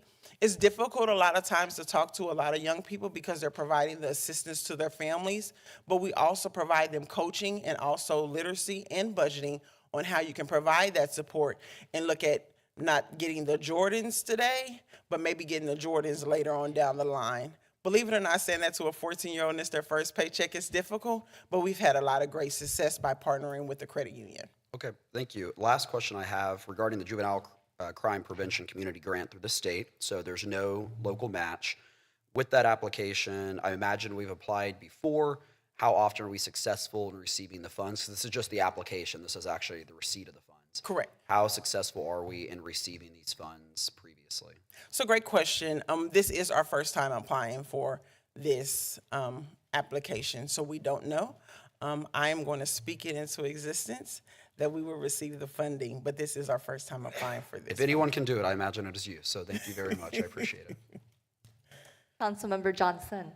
Thanks, Mayor. Thank you for the presentation. I just wanted to highlight for my colleagues that Mayor Amaya Williams worked in District 1 at Atwater. She absolutely And she did a wonderful job. She absolutely did. And thank you so much for being a host. She still talks about you when we meet to this day. So thank you so much for that. Vice Mayor Johnston. Thank you, Mayor. Michelle, thank you for your great work. Absolutely, thank you. It's a wonderful program that teaches kids how to work, and what a gift to teach them how to work. It's wonderful. I fully support it. And I will mention that in 1976, I worked at Wendy's, $1.40 an hour. I was shocked at how much the government took out of my check. So I can understand. Yes, they compare their very first check. They always seem to want to compare, and then they ask their mom, well, why did you put this number on there? And we recognize that has been a big conversation. So that is actually part of one of the very first workshops, is how to effectively identify and read your check stub so you can understand what that looks like. It's important work, so thank you. Thank you so much. Nichelle, I'll just do a follow-up to my question from previously. I really appreciate hearing that you're collaborating and referring our young people to other opportunities, despite the fact that the application and interview has already closed for the Way to Work. So there are other opportunities like YMCA's job prep program, and the Workforce Alliance has something called Camp Hype. So anyone in the audience or watching online, if you're between the ages of 14 to 18 years old, there are these 4-day summer camps that they're still allowing people to apply for. And it is through workforce-ks.com. Again, workforce-ks.com, and they're called Camp Hype. And these camps will pay the student $200 for showing up on time and participating at these camps. And the camps have dates, so I'm going to read them because these are opportunities that are still available at this current moment. Spirit Aero Systems will have a Camp Hype on June 2nd to the 5th. There are a couple for specific county students, so I'll just go on to the next one. Healthcare will be June 23rd to 26th, which is sponsored by Ascension Via Christi. There's a technology camp June 9th through 12th, sponsored by Idea Tech. And public safety, which is being sponsored by the Wichita Metro Crime Commission. It will be held July 14th to the 17th. There's also a trade skills Camp Hype that will be held July 21st to the 24th, and it is sponsored by the International Brotherhood of Electrical Workers Local 271, Plumbers and Pipe Fitters Apprenticeship Training of Kansas Local 441, and the Sheet Metal Workers Local 29. And the last two that I'm about to mention are Textron Aviation Camp Hype, July 28th through the 31st, and McConnell will have one August 4th through August 7th. So there are lots of opportunities, especially for our young people looking for a summer opportunity beyond the Way to Work. So please check out the website workforce-ks.com. And then I don't want to ever shoot our city of Wichita in the foot, but if you are 16 and 17-year-olds on the city of Wichita website, they have a long list of summer jobs, from working at the pool, being a lifeguard, working at the golf course. So that's also another caveat that I think we can also add to that list, Mayor, as well. And we are determined to be a resource. So if any of you young people were not able to get all of that from the mayor, please feel free to contact our housing department. They will get you connected directly to me, and I'll email you that entire link and the direct link, so that way you are supported this summer. Our main focus is to encourage all youth to remain safe and out of trouble the entire summer. Whether you're working with our summer youth program or not, we just want to encourage all youth in our community. Councilmember Ballard. Thank you, Mayor. Thank you so much for the presentation. Quick question. So, God, my days are running together. I don't know if it was this week or last week. I met with a gentleman that is a mentor with a program called What's Next, and he helps people looking for employment that might be autistic or have some type of disability that they are working through. And so I was wondering if any of the programs or jobs that might be available are open for everybody, or would you just encourage everybody to apply, and do you guys take it from there? Or? Yep, I would encourage all of the youth to apply at those. While our TWTW program, we specifically transition youth that would be a best fit, so that's why we held the interviews. We transition them to their actual job site, but any of those that are on the city website, if they're interested in those, absolutely, I would encourage them to apply to all of those. Me and our director, Sally Stain, went through the list on the city website this morning, and it was a little roughly close to about 20 that will fall under between those ages of 16 to 18 that I think would be great fits for any of our youth in our community. Thank you so much. I see no further questions for staff. Thank you, Nichelle. Would anyone from the audience like to speak in public comment? I see none. I'll bring it back to the bench. Councilmember Glasscock. Thank you, Mayor. I got my screen working again. I think this is maybe the first time that this room has more people eligible for this program in here than that are not eligible for the program. So for those not watching, or for those watching online, you can't see the room, but there is more people under the age of 18 than people over the age of 18 in here, which is an incredible opportunity. I want to say thank you all for being engaged. This is true civic education. This is true civic participation. And I think I counted 18 of you, so hopefully all 18 will apply for this program if you don't have another job already in the city. And thank you for being here. Thank you for being engaged as well. With that, I will move to approve the 2026 Kansas Department of Corrections funding application and authorize the necessary signatures. Second. Motion and a second. Any further discussion? I see none. Mr. Clerk, please open the roll. Motion passes 7-0. Good luck with that application. Awesome, thank you.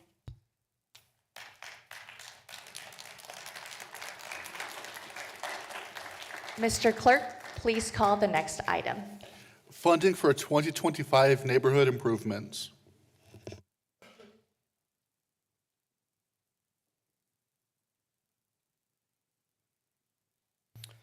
Good morning, Mayor and City Council. Steve Degenhardt with Public Works and Utilities, here to present the item requesting initiation and budget for annual funding related to neighborhood improvements.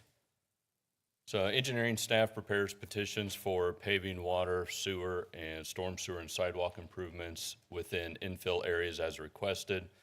The cost of these improvements is then special assessed to an improvement district as established by state statute.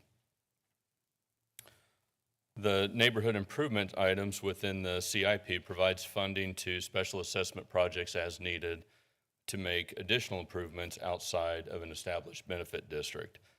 This can include items like intersection improvements or drainage enhancements that need to be made at the same time as those assessed improvements within the benefit district. Additionally, funds may be utilized for standalone project design not tied to a special assessment project. Examples of these would be, say, corridor safety improvements or drainage issues not associated with a petition project.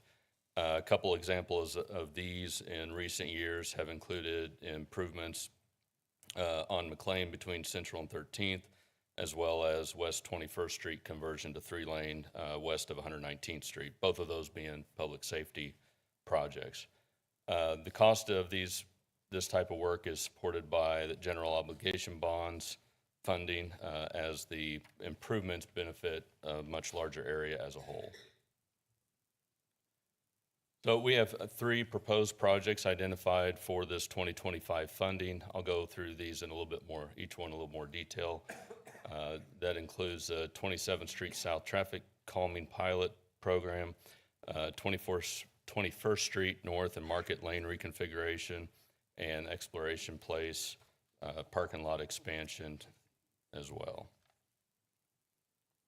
So the first one, 27th Street South Traffic Calming Implementation. This is west of Seneca.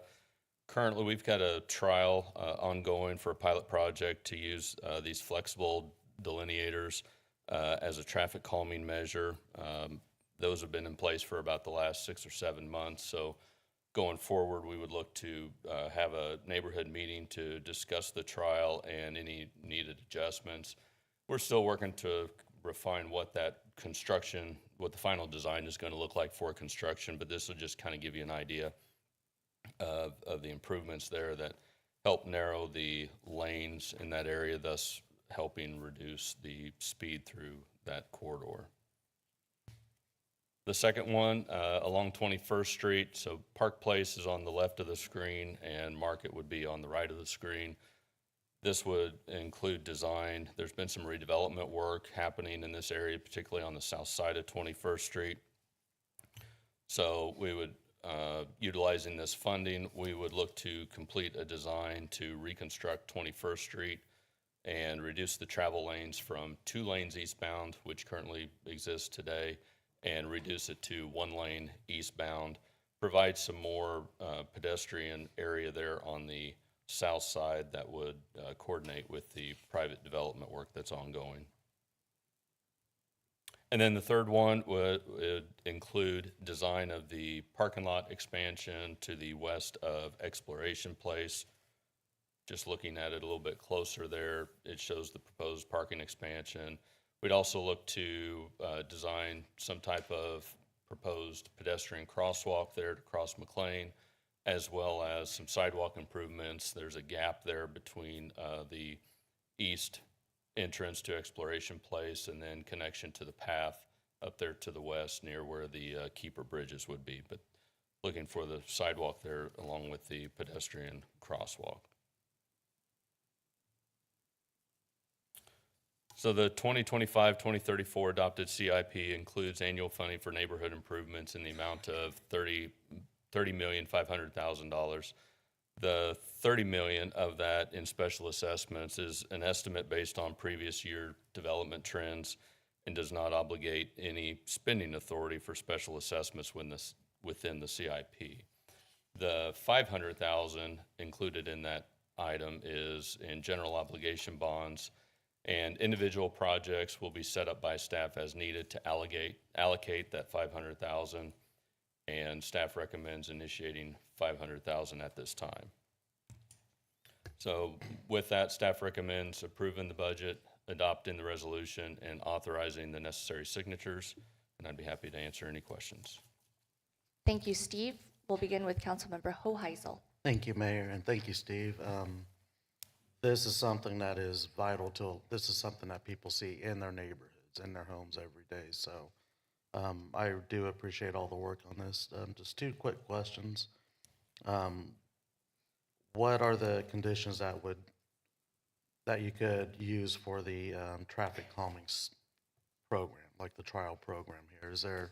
Do we go through a set of standards, do like a speed study in the neighborhood and say, okay, this neighborhood is eligible for this, or a wise one to actually look at? That's a great question, council member. Yes, engineering would start with, taking in a concern from the public. And the next thing that we would do is a speed study to just evaluate and see how fast the traffic is. Sometimes as you're standing on the side of the street, 20 mile an hour can seem even pretty fast. So conduct that speed study to really find out what's the majority of the traffic doing, and then evaluate whether or not there is a potential improvement that could be made to either lower what seems to be the more consistent speed or perhaps even some of the highest speeds. Okay, and then a follow-up study at the end to see how it works out. If we can move to a trial, I think at this point, typically in the past, these would require petitions to move forward with construction of any improvements. To this point, no petitions have gone forward at that point because it's been kind of hard to have any sort of data to show, hey, this is what works, or even have an option. So this is why we think in this situation we can do a pilot program to actually implement one of these and really get the results of how effective that is. Okay, I appreciate that, and I'm curious to see how that pilot project goes. The second question, real quick, the parking lot next to the Exploration Place, that's the parking lot for the Mid-American All-Indian Center? It will serve, yes. Expansion of that lot will help serve the Mid-American All-Indian Center. Okay, do we have a timeline as far as when, this will be to do the study and the design and whatnot. Do we have kind of an idea as to when that project might be completed? We'll get started, pending your approval today, we'll get started on design here, and construction, there is a line item in the CIP that we would bring back later for the construction of this, and right now we would project late 2025, early 2026 for construction. All right, I hear a lot of angst with them, so I just want to make sure we get that one going. All right, thank you, sir. Councilmember Johnson. Thanks, Mayor. Thank you for the presentation. I don't jump into other districts too much. I haven't talked to my colleague about this yet, but the 21st Street and Market Lane reconfiguration, is there going to be any artistic elements with that? And I ask because when we did the 17th Street renovation with the funds between 135 and Broadway, we talked about trying to incorporate some blend of what was happening at Nomar, whether it was in the stamped concrete or whatnot, just some form of design that was a seamless connection back over to McAdams, and since that's right there adjacent to Nomar, I just wanted to not know, because I know you haven't really got started yet, but encourage some form of seamless artistic incorporation into that, even if it's just stamped concrete or something that takes in like symbolism or colors from what's already happening at Nomar. Yeah, I'm not for certain if it will, but we'll certainly consider that, yeah. Councilmember Glasscock. Thank you. Quick question about the 27th Street South project. I know there's a lot of speeding in a lot of those neighborhoods because they're straightaway streets to connect. Have we asked these particular neighbors about, like, I just want them to wake up one morning and these street calming things been there? Have we included them in the process as well? Because this is the first I've heard of it when this was presented to the council. Sure. Needless to say, the complaint would have generated with some of those neighbors, but we do intend to, before moving forward with construction of it, we plan to hold a neighborhood meeting to talk about those improvements. I'd have to check with staff if they've had direct communication or contact with some. Can we make sure that I get an invitation for that as well? Because I would love to come out to that. Another one in specific that I get calls about pretty often, just if we're looking for something in District 4, is May Street. The connection between Seneca and Meridian is basically a runaway. People go 50 miles an hour down it. There's a retirement home right along there as well. And so that would be maybe just another trouble spot area if we're looking at calming projects like that. Okay. Yes, and we'll be sure to give you plenty of notice this time about the meeting. Thank you. No, I appreciate it. Can I just have a quick follow-up question before I go on to the roll? The calming mechanisms, can you go back to that picture? Can you talk about how much that costs versus the permanent structure? Because I see these as a really great way, because all across the city of Wichita, we've had emails as well as phone calls regarding calming some traffic in neighborhoods. So how much does this usually cost, and is that maybe a mechanism moving forward instead of the permanent structure? I'd have to find out. I would probably say cost of this is minimal. I believe this was handled with internal operating funds. Obviously, the construction to build something a lot more permanent is certainly going to cost more, and why we're asking for the funding here today for the construction of it. I don't have any numbers with you today. I would say trying to maintain something like this over time and just those delineators coming off or whatnot, the maintenance, long-term maintenance could become an issue. Mayor, Steve, you said that this is a pilot. In the future, though, that would be a special assessment project petitioned by the residents if we decide to go with this kind of concept in the future? Yes, I believe, yes, that's correct. Thank you. It would not be our expense. I would really like to see more of the costs. I think moving forward, since this was a pilot over in District Number 4, I've heard of things in District 6 and other areas where people literally have emailed us about calming some neighborhood streets. So I would like to get those numbers, and if a neighborhood would be interested in doing the second pilot or the third pilot, I think this would be a great opportunity also. So if you could share that information, City Manager, to the entire council, I think that would be helpful. Thank you. Councilmember Ballard. Thank you, Mayor. I just wanted to say thank you for not forgetting about the Mid-America All Indian Center parking lot with them losing their parking lots across the street. I think they have a disadvantage sometimes when proms and weddings and stuff are not using the venue as they had in the past due to lack of parking. So super grateful for Exploration Place being willing to be a good neighbor, and I'm excited to see how many more spaces and potential crosswalk, I think, for this location. So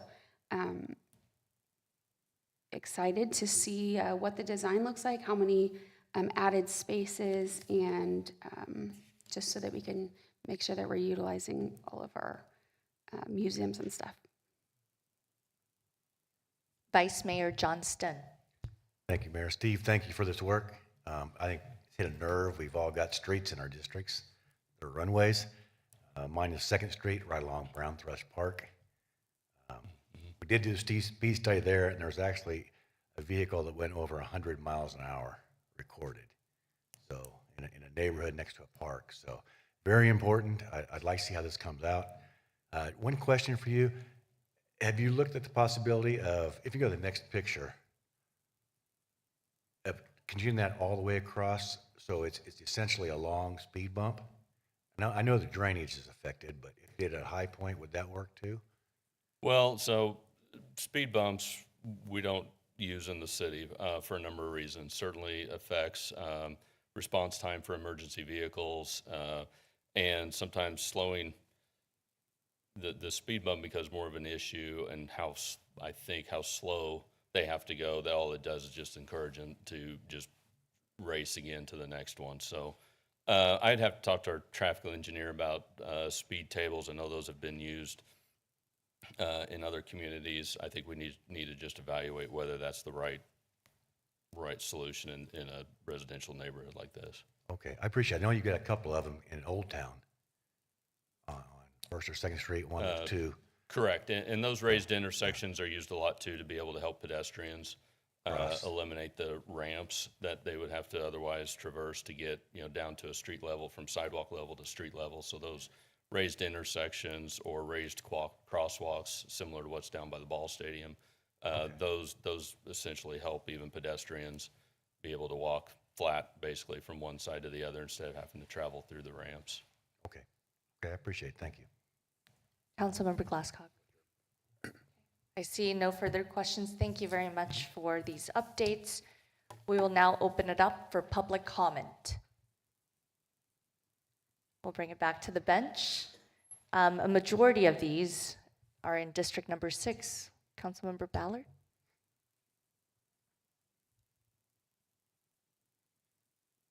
Sorry, I was trying to get Eurenicus up here. Thank you, Mayor. I'd like to make a motion to approve the budget, adopt the resolution, and authorize the necessary signatures. Second. Motion and a second. Any further discussion? I see none. Mr. Clerk, please open the roll. Motion passes 7-0. Mr. Clerk, please call the next item. Design contract and funding for fire station replacements.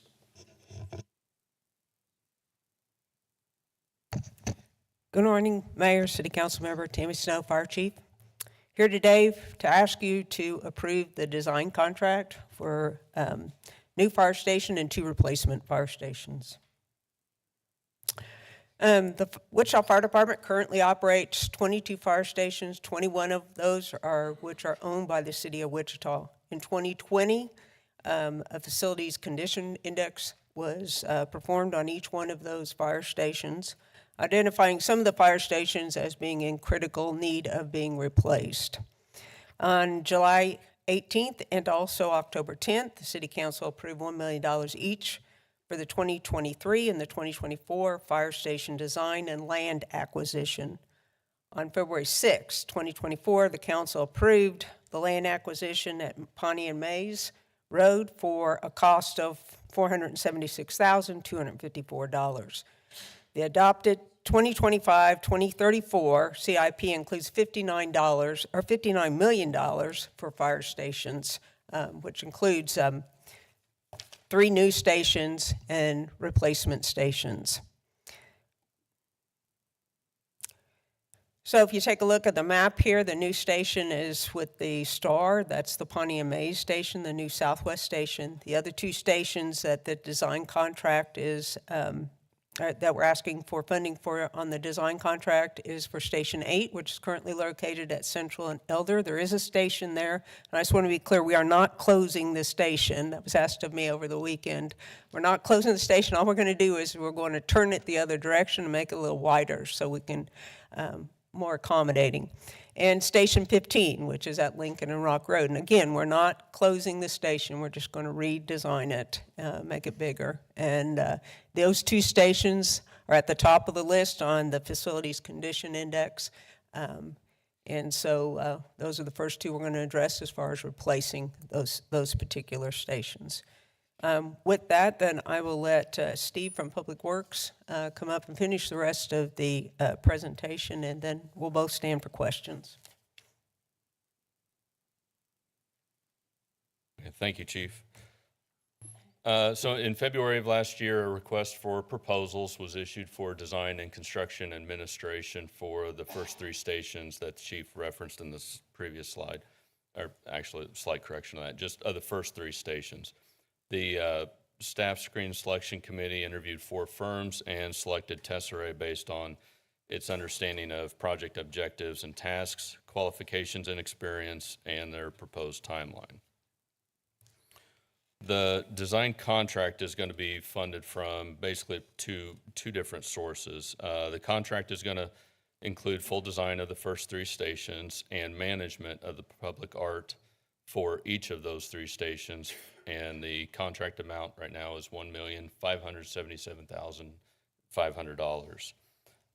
The design for the structure component itself, the actual building, is available within the existing 2023 and 2024 fire station design and land acquisition budgets that were previously approved in 2023.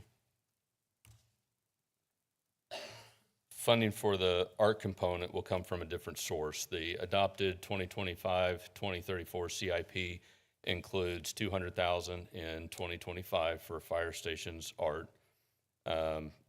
Staff recommends initiating the full amount for artist selection, full amount of the $200,000 for artist selection, design, and project management cost. And this funding is paid for through general obligation bonds. The public art concept will be presented to the City Council at a later date. And just looking ahead at some timelines here, pending your approval today, we would look to bid for construction the fire station at Pawnee and Mays late 2025. The construction funding item will come back to you as well and be presented at a later date. Law has reviewed and approved the design contract and resolution as to form. And with that, staff recommends council approve the contract and art budget, adopt the bonding resolution, and authorize the necessary signatures, and we'll be happy to answer any questions. Thank you, Steve and Chief. Councilmember Glasscock. Thank you, Mayor. Few questions. So the vote today is to initiate the 200,000, not the 1,577,500. The vote today is to approve the contract for a request to approve the contract for 1.5 million, and also then initiate the 200,000 for art, because part of that contract, that $1.5 million contract, includes managing the art component for this project. Okay, that's not what is in the subsequent resolution. The document that I got with the resolution, the only project authorization is the estimated cost of $200,000. It doesn't have the estimated cost of the $1,577,500. So that 1.5 million contract will be funded by the budgets that were previously approved in 2023. The 2023 fire station.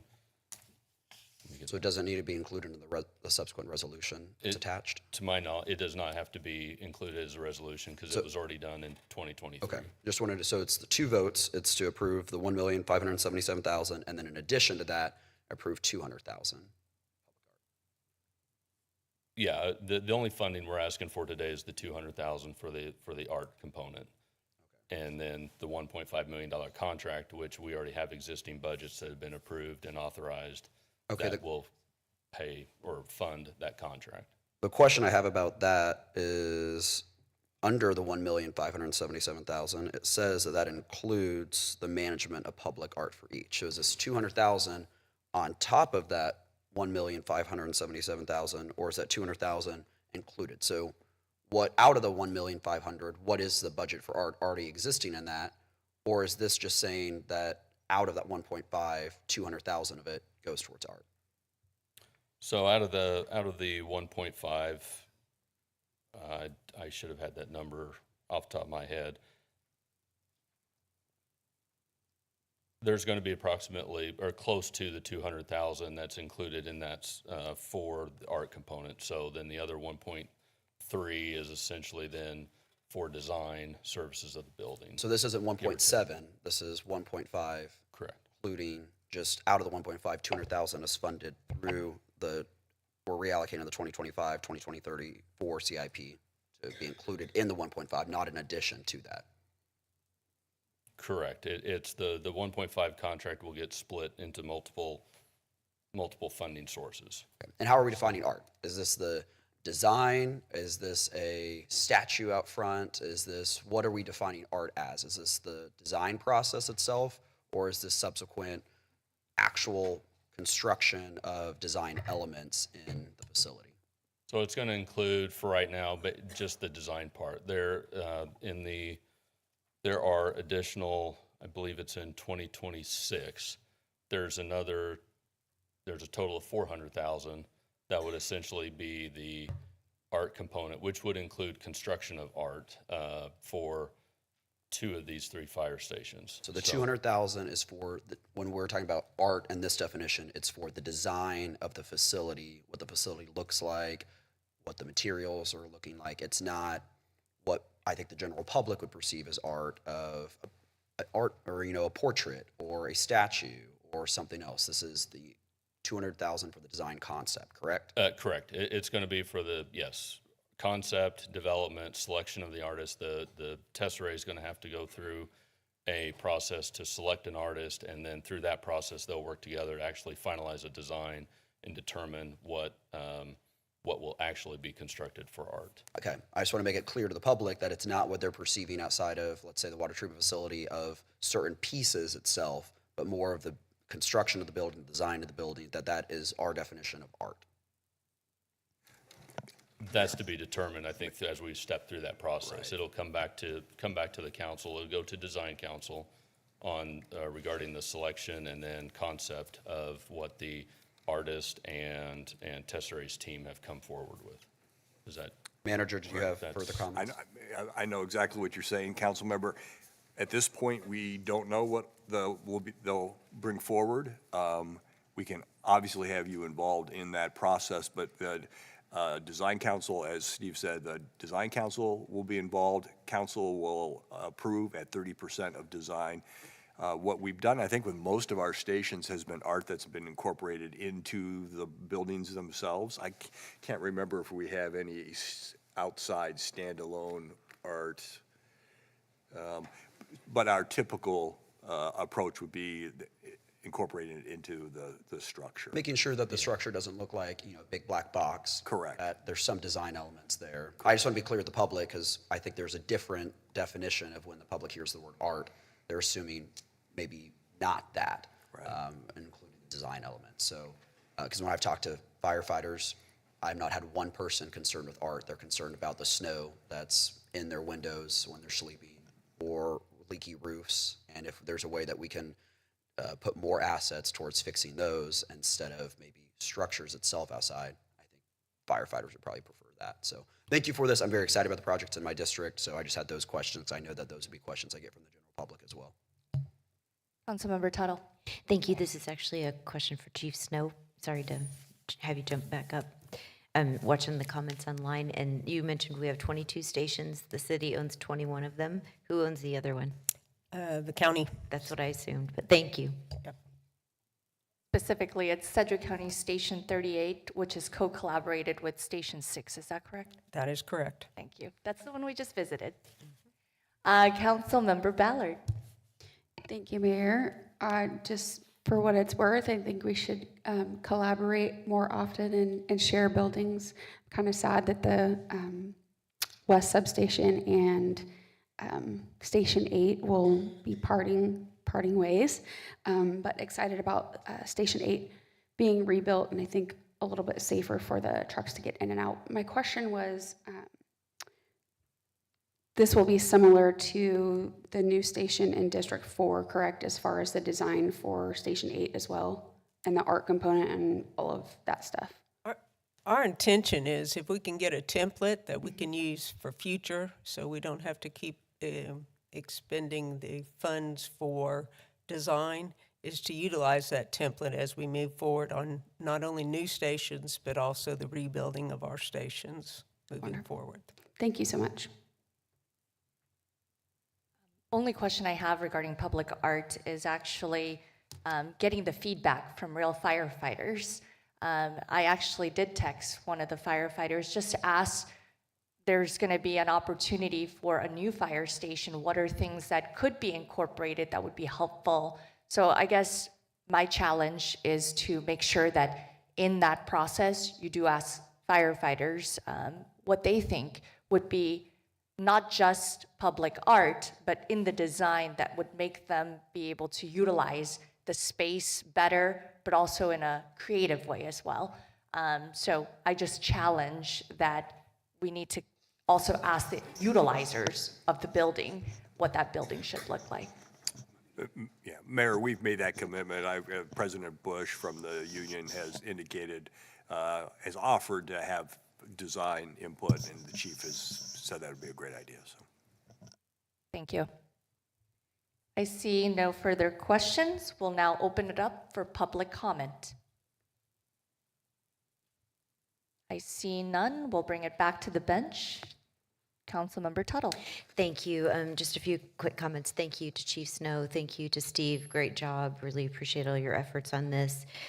Just wanted to bring the total up for the fire department today is if this approves, will be $9,794,266. So I think that should show our community and our Wichita Fire Department and our International Association of Firefighters Local 135 this council's true commitment to core services and to public safety.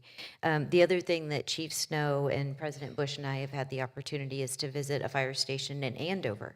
And as we're developing our culture of wellness that was mentioned earlier during the proclamations, we're thinking about things differently within the Wichita Fire Department, thanks to your leadership, Chief Snow. And one of the things we're talking about is cancer decontamination areas, potentially thinking about sleep hygiene and how we can provide better environments so that our firefighters can get sleep so it improves their health and also their performance when they're fighting fires and making calls and all the things. So Chief and I have talked, I hope that's something that we'll also be considering in the future, that we're really thinking about creating a culture of wellness, not with just programs and policies, but the actual infrastructure that we develop. So good luck and enjoy the process. Councilmember Glasscock. Thank you, Mayor, and I will have a motion after my comments. Thank you, Chief Snow. I am super excited about utilizing this template in the future, and so we can save money to work on the deferred maintenance.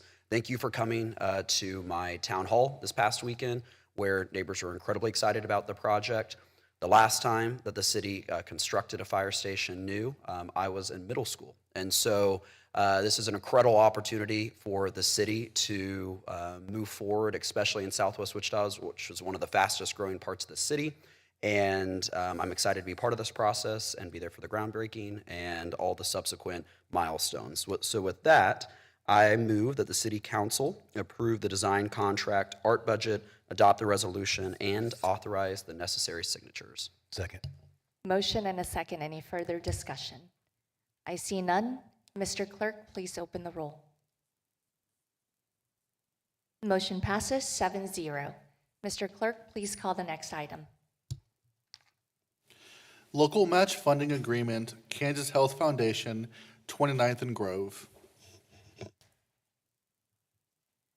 Good morning, Mayor and Council. Jennifer Magana, City Attorney. This item is an agreement with Sedgwick County and the Kansas Department of Health and Environment's Public Health Division.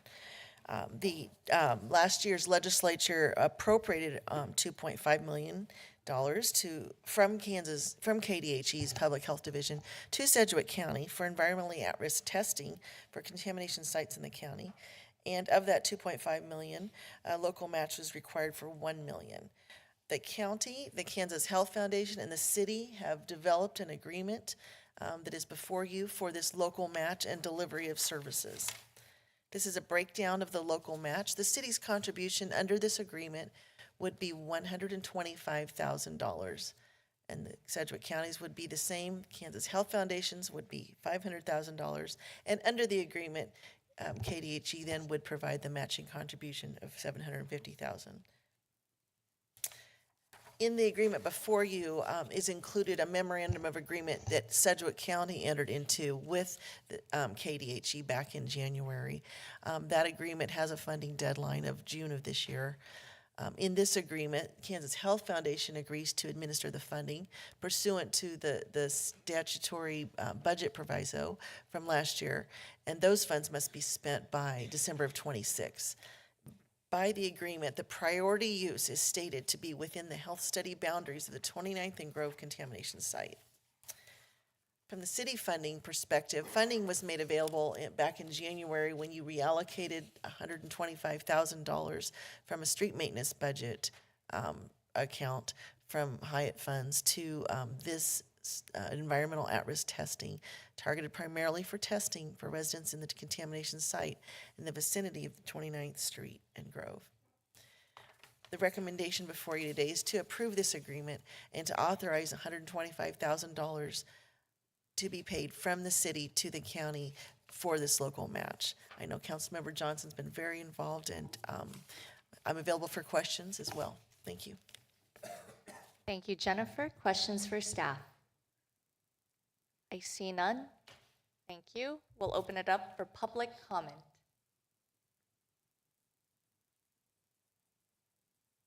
Former Councilmember Levanta Williams.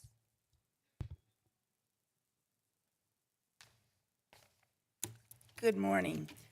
First of all, I have to say thank you to the young group who came in. As a former educator, that's very important to me, that you be seen and that you be heard. So thank you for being here and speaking your opinions. Thank you. My name is Levanta Williams, and yes, I'm here pertaining to the 29th and Grove contamination area. And council members, some of this may be what you're going to discuss at the committee meeting that you're planning on having, so I would just like to know some of those things. I did hear from the senator, and the $1 million is the one that needs the match. I'm hoping that that is correct, and so we should be, with this vote today, $750,000, so we still are down $250,000 if I'm reading that correctly. But we also have $1.5 million that came from Representative O'Hobson in working with the governor. So in that $1.5 million, I'm wondering, is that something that can be spent now for some of these screenings for the community? Again, this is another community that sometimes feels unheard and unseen. And so I just want to make sure that we have a way of getting the message out that this is available for you to have these screenings. How do we do that? How can the community help do that? And I am willing to be involved in that also. Another thing that I have, and I already mentioned this to the council member, I go get screened and I have something that looks like it could be. So then am I on my own to have it figured out how I pay for it? How do I, if insurance doesn't pay for it, if I don't have insurance? But now you're saying that I have a complication that could have come from the contaminated water issue. So I'm just curious as to how we move forward with that, because I didn't cause this problem. And I'm concerned that we are waiting a little bit long. However, we have waited quite a while already. And then the other thing that I'm concerned of is, have you had reports come back to you? Has the community been tested? Are the air qualities good in that area? Are we okay there? I think that's one of the things that is also a concern, and many times they're not asking and they're not saying anything. But we need to know if that is a safe area. Not only safe for the adults, not only safe for the mothers or soon-to-be mothers, we have to remember that area is the highest infant mortality in the state. And so I'm concerned about our young people, and I'm concerned about mothers who could be expecting.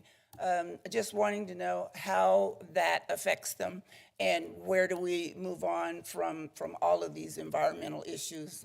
Again, not only the contaminated water, and people are about to go fishing, and there's a sign there that says how much or how many fish they can eat out of that particular lake. That's really something when you have a sign up at the fishing lake. So just asking that we still keep our eye on some of these things and any environmental issues that we have in the city or in Sedgwick County. I think they're all a very huge concern. So I just thank you for what you're doing. And I'm hoping that we get that $1 million matched so that we can open this up for those who need the screening. And I just want to say, Bob, no, you can't go anywhere yet. But thank you for all that you did, Bob. Thank you, and I will stand for questions if you need them. Councilmember Johnson. Thanks, Mayor. Thank you, Levanta. I wrote down a few things you said, so I'll start with K96 Lake. There is a fishing advisory that you should only have one bottom feeding fish per month if you eat it. I just tell people not to eat the fish. That is actually a different contamination than 29th and Grove, so that's out there. I forget all the details of that one. I've been focusing on 29th and Grove a lot, but I'll get that to you. Testing result wise, Union Pacific is working with Arcadis to talk through the results of the testing that they did, which was external home testing, and if they found any signs of TCE gas in the soil, they would test inside the house, going to the lower level of the house and drilling down 8 feet. They have those results. I don't have the latest numbers, so I don't want to speak inaccurately to that, but they do have that. I believe those numbers are reported to KDHE as well, but their website, again, sometimes it's harder to navigate for people, but they should have that. I don't know if we do, and Don's not in here right now to ask him, but when we talk in a few weeks, I'll ask them for that information to share. If you are identified as having cancer, some of the challenge now is if you do have insurance, you have some support, but of course, you have to pay those deductibles. If you don't have insurance, there are opportunities to probably reach out to Project Access, but again, that only goes as far as funding, because cancer is pretty expensive. Unfortunately, my opinion of it is it will take some civil litigation to get treatment paid for by the company that's responsible for the contamination. That may take some years, but until then, at least there will be screening and testing opportunities. As for the money, that was how all the funding was developed. The $1 million on the Senate side, Senator Faust-Cadeau working with Governor Kelly, then 1.5 on the House side. But per this agreement, this is all kind of grouped into one group of funding. We are at $750,000. We're a little north of that, but we'll talk about that in a few weeks once we get some commitments finalized. But there is additional funding outside of that. I'm very confident we'll be at $1 million prior to the June 30th date. We've had some really good conversations. The community is really coming together to support this effort. But a lot of those details, you'll probably hear a lot more by the end of the month. There will be a committee that we've talked about that will get regular reports, and happy to make the recommendation that you join that committee as well to get those updates. But I think those are all of the points that you made that you wanted a response to. Happy to give you any more if you have it. Thank you, Levanta. Anyone else from the community who would like to speak? I see none. We'll bring it back to the bench. Councilmember Johnson. Thank you, Mayor. A lot of work is happening. I'm looking forward to moving us towards solutions, working with Sedgwick County, the Health Foundation, KDHE, everyone that is supportive of this effort. So with that, I would move that the City Council approve the agreement and authorize the necessary signatures. Second. Motion and a second. Any further discussion? I see none. Mr. Clerk, please open the roll. Motion passes 7-0. Mr. Clerk, please call the next item. Public hearing and request by CAPS Holding LLC for approval of a letter of intent to issue industrial revenue bonds. Honorable Mayor, members of council, stand before you today with a request from CAPS Holding LLC. You'll hear me refer to them as CAPS throughout this. They're a company that was formed in 2008 for the purposes of purchasing, developing, and owning real estate property in Wichita. The managing members have a history of success, not only in real estate, but also in business. CAPS is requesting the issuance of industrial revenue bonds as part of the acquisition and construction of a speculative industrial building. So just a little bit about the spec program.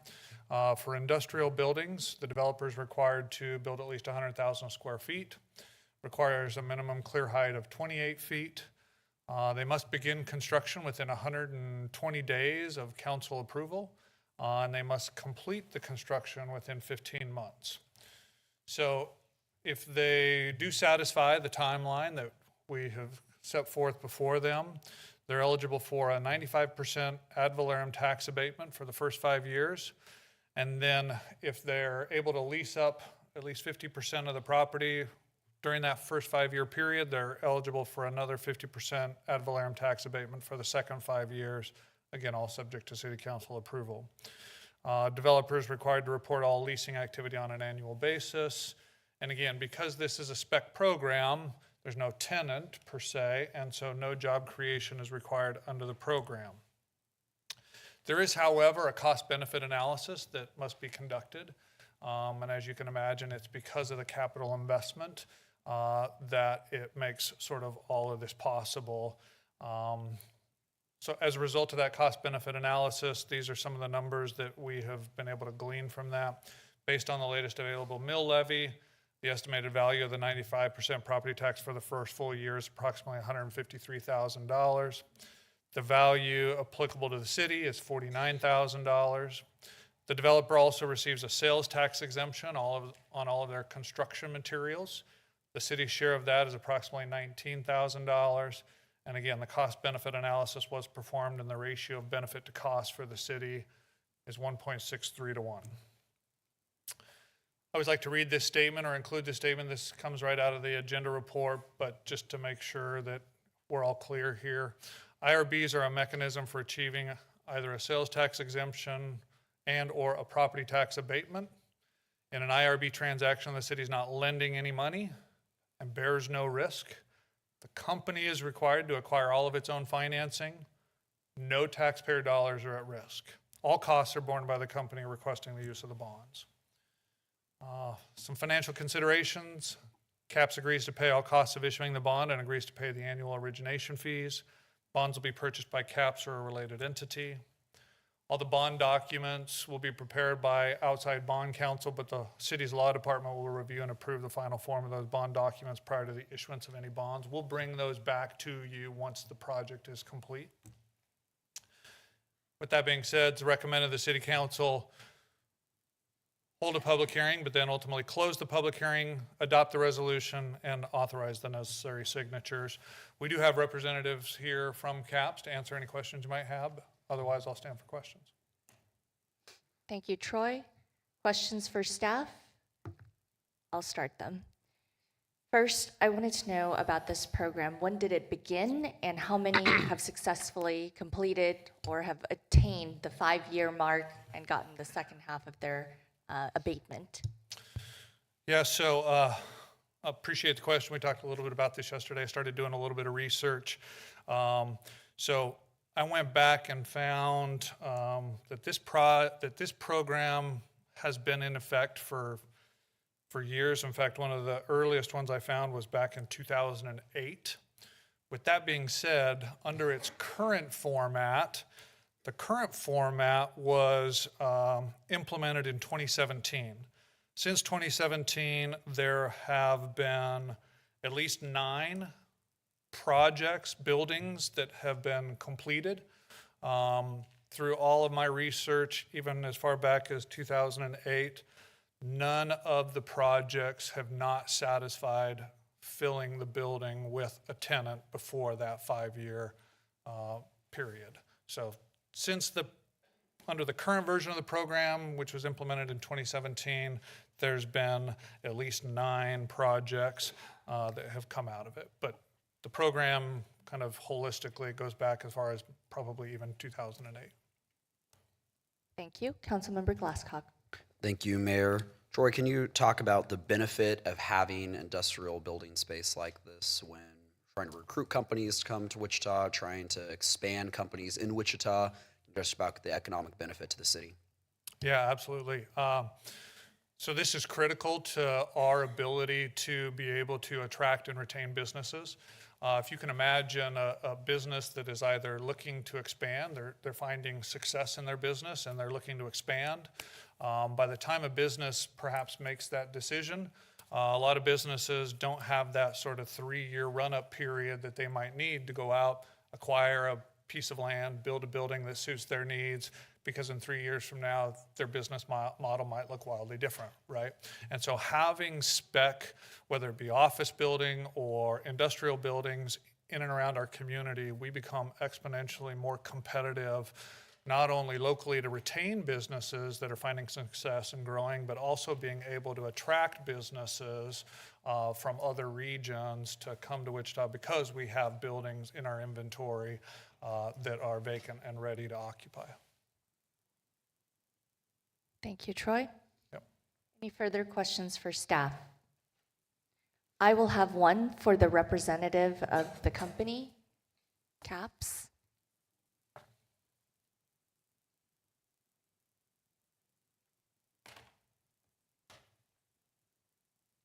Morning.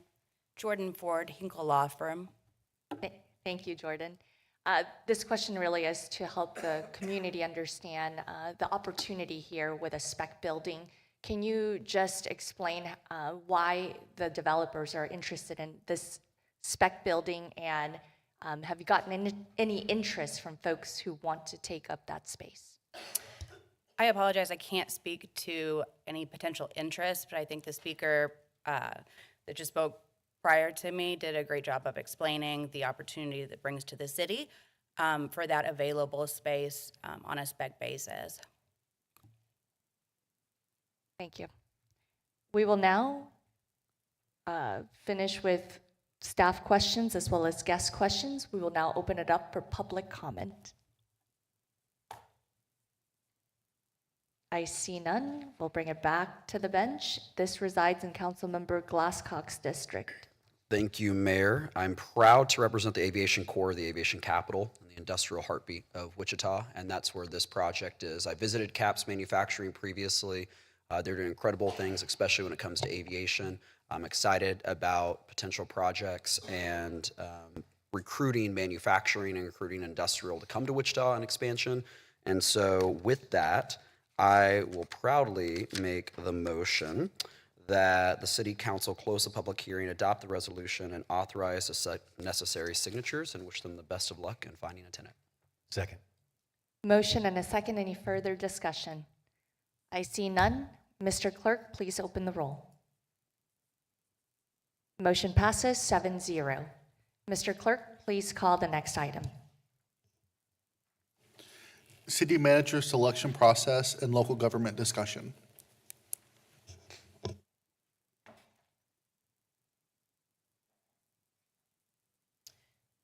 Morning again, Mayor and Council. Jennifer Magana, City Attorney. For the benefit of resident knowledge, as Council's beginning the process for hiring a new city manager this year, the Mayor requested a brief overview of the city's system of government along with other common approaches to city systems. Noting that this is an area governed by state law because cities are political subdivisions of the state. There are guidelines from the state that set forth the forms of government. In Wichita, we operate under what's commonly called a council manager form of government, designed to incorporate both elected leadership and professional management. Residents elect a city council based on districts, plus an at-large mayor, for a total of 7 on the council. And these officials set policies, approve budgets, and represent resident interests. The council hires a professional city manager who manages daily operations, manages city staff, and implements the council's decisions. The mayor leads council meetings and serves as the Wichita's public face, with the manager overseeing the day-to-day management of city functions like public works, parks, libraries, and all the departments. There are other systems that other cities use in what's commonly referred to as a mayor council or sometimes a strong mayor system. With a strong mayor system, a mayor has significant administrative authority, sometimes including veto power and control of budgets and city department director appointments. Different cities have different systems for their unique requirements. In a mayor-council system, common in some big cities, an elected mayor either wields strong control over operations or shares power with the council depending on the city's ordinances. Each approach reflects a trade-off among direct public control, elected leadership, and professional expertise tailored to community size and needs. And that's all I have for you. Thank you. Thank you, Jennifer. Appreciate the explanations between what we currently have and what other cities function. I know I have a question and wanted to know if you might know the answer to that, but our council manager form of government is also what I believe Kansas City, Missouri has, but the mayor actually has different types of authority, including veto power, and also a staff of 11 people. How did we come about? Give us some history between our council manager form of government and how we arrived to that government system in, I believe, 1917. Mayor, you're correct. We arrived at this form of government in 1917. I don't have any further details on really the history of how we've gotten here. Over the years, throughout the 80s, you changed from a council manager commission form to manager city council with districts. There was some charter ordinances there in the 80s that did that. I could gather more information for a future presentation if you'd like. And did the mayor system, so this current mayor serves a 4-year term, has that always been the case in the city of Wichita? I have to check on that. I'm sure there's people who would know that right off the top of their head. I think there was a time where mayors served 2 years, but I am just going to have to check on that. I believe it was 1-year terms. I was asking a rhetorical question for folks that maybe didn't know. So I just wanted to get more history behind how our system came about and give people the opportunity to learn about our system. I often get questions about the mayor can do this, this, or this, and in our form of government, I'm simply one vote, just like the rest of my colleagues, and I don't have veto power, and I respect that that's our system, but that's not how every city operates, so I always encourage people to learn about their form of local government. Just to the south of us in Hayesville, they have a mayor-council form of government, but they also have 8 council members instead of 6 council members. And they, instead of a city manager, have a city administrator. So I really do encourage people to learn about their local government system and direct those requests evenly to the rest of the council. These council members are, I believe, experts of their districts. They respond to their constituents, to specific needs in those 6 council districts. And this year, I created this pamphlet to help people understand our form of government and where everyone is located. So always encourage people to look and talk about our form of government and reach out to council members. And we are all we can be reached at via email, and all that information is at wichita.gov/city-council. But it does give you an explanation of our city government, and that was the impetus of just talking about our local government. And this really is an opportunity to have an open discussion, because we have what's called a Kansas Open Meetings Act, which means that no council member beyond 3 individuals can be in one room together, or else that would become a public meeting. And so this is an opportunity to have an open dialogue and discussion about our form of government, but also, more importantly, I know that we're very grateful to City Manager Layton and his 16 years, but we will start a new process of hiring a city manager, which is why we were sent out via email documents about the hiring process back in 2008. So that was a long time ago, and it was really to start the conversation, as many questions from our media partners have been about what's the next step, or what are all these detailed questions, when we haven't had that discussion just yet. So this is step 1, is right now having that open discussion, and I think that this is the best opportunity to just start talking and talking in public. Councilmember Glasscock. Thank you, Mayor. I'll have a few questions. I imagine there's going to be a lot of robust conversation. Hit on one point that the mayor made. Government is messy sometimes, and from this bench, it probably should be. If it looks very clean, that probably means we talk behind the scenes, which is not allowed. And so this is the first time that all 7 of us get to have a conversation together. I think it's a beautiful thing. I think it's democracy, and I think it should be encouraged as well. Regarding, there likely is probably little institutional knowledge about this in the city. In 1980s, when we looked at what form of government we had and made some alterations, do we know what the community process was regarding that? If it opened up to the process, or was it just decided from the bench without community engagement opportunities? We know that, we may not, but. No, and I'm happy to get that information for you. And there'll be 2 topics of conversation today, specifically about the manager forum, and then maybe about what do we look at in terms of government in general. So I'm going to ask a couple of questions about the management process. Back in 2008, it appears, I just want verification on this, that the process to recruit Bob to this position took about 5 months, from what I can tell. Would that be an HR question? Would that be a you question, Bob? Having been in the middle of it, actually it took longer than that because the council had a false start. A individual was hired and then at the last minute decided not to accept the position or not to come to the community. And so the same search firm started the process over.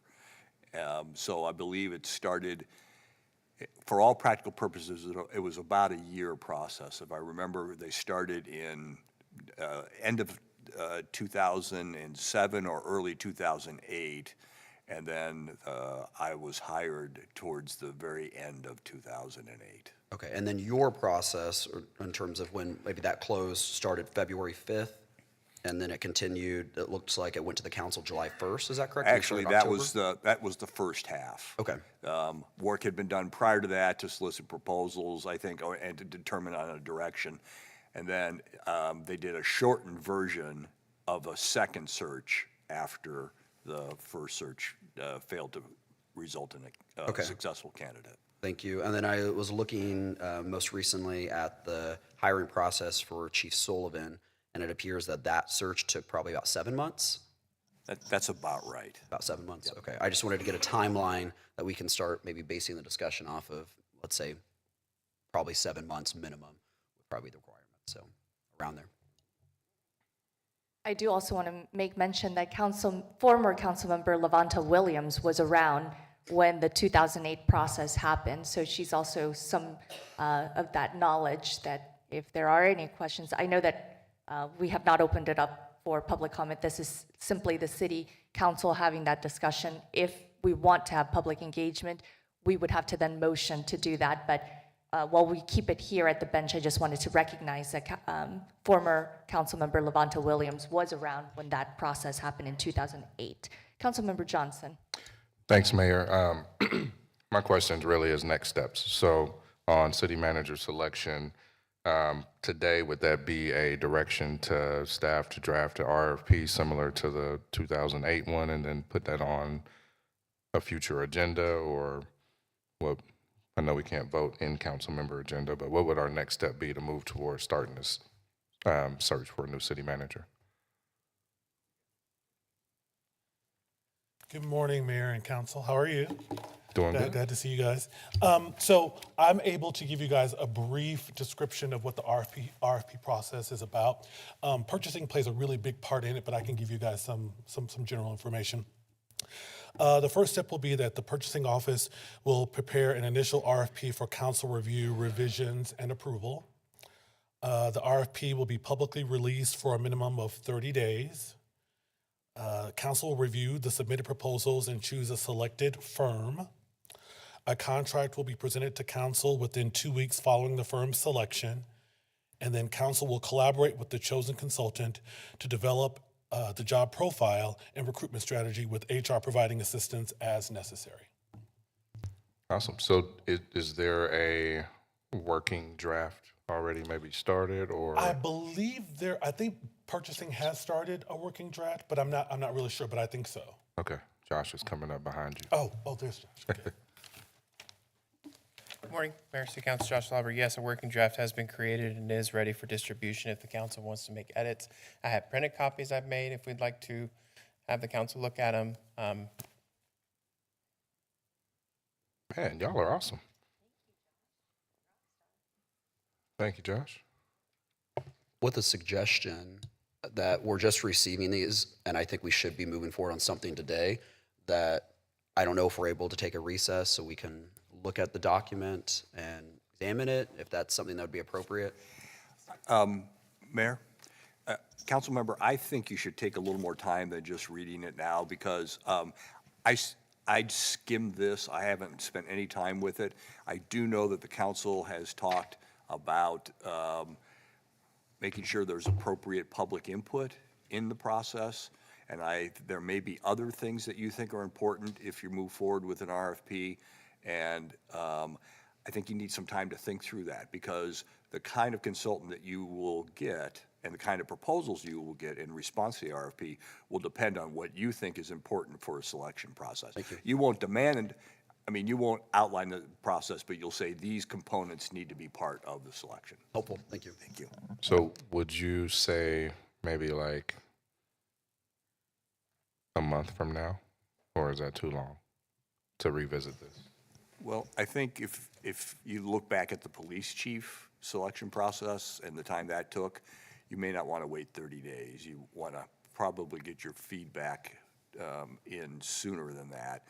And again, the council, each of you may have your own approach, and then the council needs to collectively decide what that RFP should look like. So it's your process, but I would encourage you not to wait 30 days. Okay, I was just asking because I'm looking at the calendar of meetings, and 2 weeks would be the 22nd, but that's a consent workshop meeting. I don't know if this could come back at that point. So the next meeting after that would be May 6th, which kind of puts us out a month. I'm happy to go sooner than that. I know I can read this and, we can talk through that, but. I have a preference. I think that consent workshop meeting would be the appropriate time. It's 2 weeks from today. I'm good with to that. have that conversation. I know we don't usually have new business items, but again, this is a not typical business item that we would have. Mayor, you as a council can vote to make that a regular agenda meeting, not just a consent meeting. So would that be direction for making that a vote next meeting, or is that something we can do today? You would need to direct us to bring something to you next week to set that following week as a non-consent, or as a regular meeting, excuse me. Well, I would love to see that happen. Happy to hear from my colleagues, but I would love to see that item on the next agenda to make that a regular meeting so that we can review this on April 22nd. Do we have consensus that we could bring this to next week's meeting as a item to vote on? I see some head nods, some head nods, some head nods.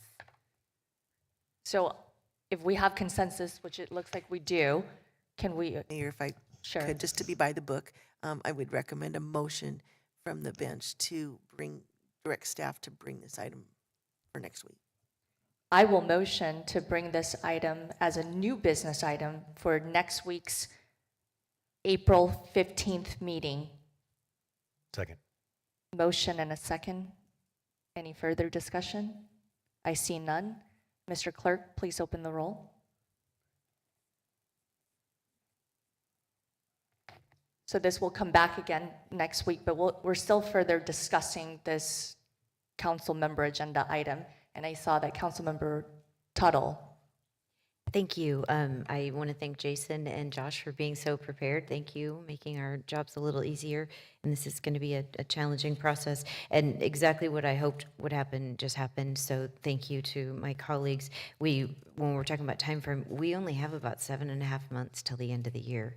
And if we talk about the process lasting 6 or 7 months, and ideally if we could bring someone and they could have some transition time with our current city manager, who is such an expert and asset to the community. So I hope that we will, really consider this at an accelerated pace, because we have to have somebody by the end of the year. So thank you.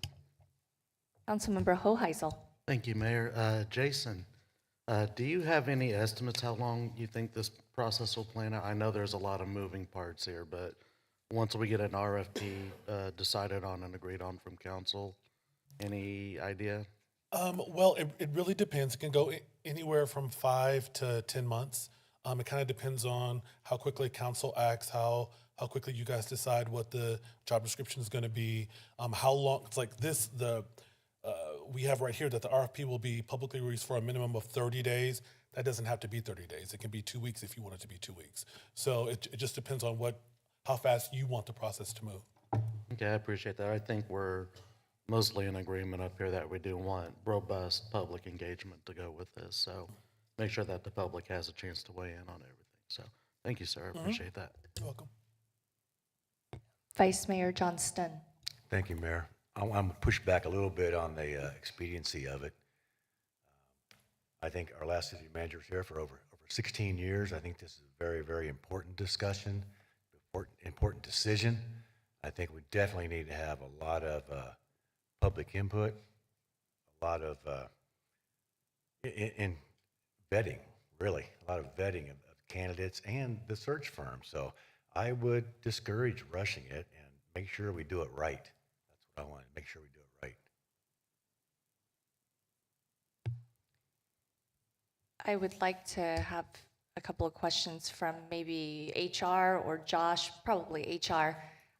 Specifically, can you talk about a closed or open application process? Or I think it's called more an open process or a closed process. In other words, there may be some city managers who currently are in their positions, but a headhunter would be contacting them and they wouldn't want others to know that they're thinking about this position.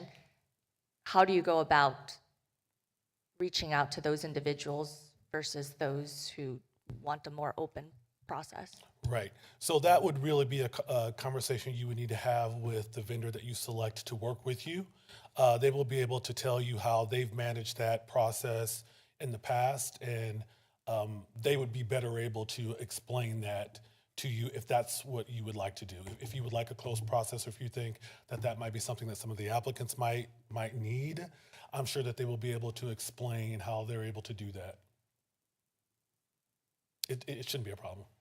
And then in terms of public engagement, I obviously hear a lot from community members wanting to be part of that process. Is this a recommendation before we choose an actual consultant or after we choose a consultant? Again, that's up to you. I've seen it done both ways. I've seen it where you've got public engagement in order to get some feedback from the public prior to giving the information you want the potential vendor to know. But I've also seen it where, you know, the city has selected a vendor, and then as part of the process in creating questions or creating forums, they get feedback from the community. So it can be done both ways. And then when it comes to a selection committee, there are oftentimes selection committees for these major roles. What has been the process in the past? Has it been, for instance, council members propose an individual from their district or multiple people from their district? How is that process like, and how was it in 2008?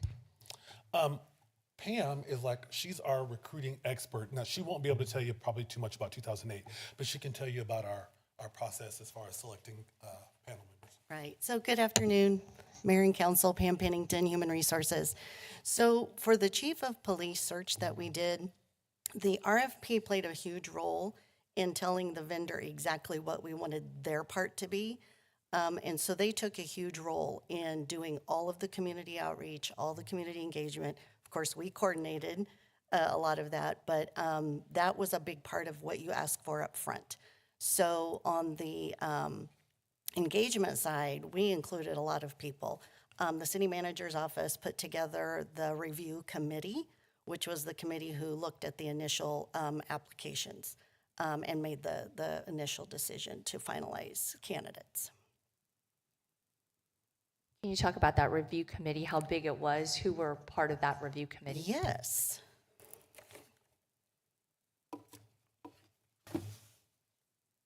need to get my glasses on.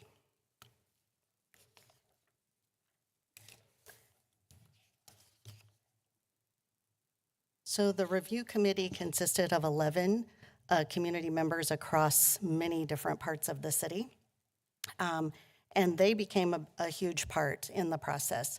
They all also signed confidentiality agreements, so as things were being shared, you know, that never went out of the room with those folks. And then community stakeholder process originally started with 24 people, and this came from a recommendation from the vendor, because you can start getting a lot of people involved in this, and that just continues the process. So we were very, very strategic in inviting the 24 to do focus groups. No, the community engagement was a big part of what we asked the vendor for. So they took on that responsibility and then worked with us to help identify, you know, how many should be involved in that process. I will tell you, having had it been summer, we ran into a lot of issues where people were on vacation and they weren't available, and so that kind of delayed a little bit of our process as well.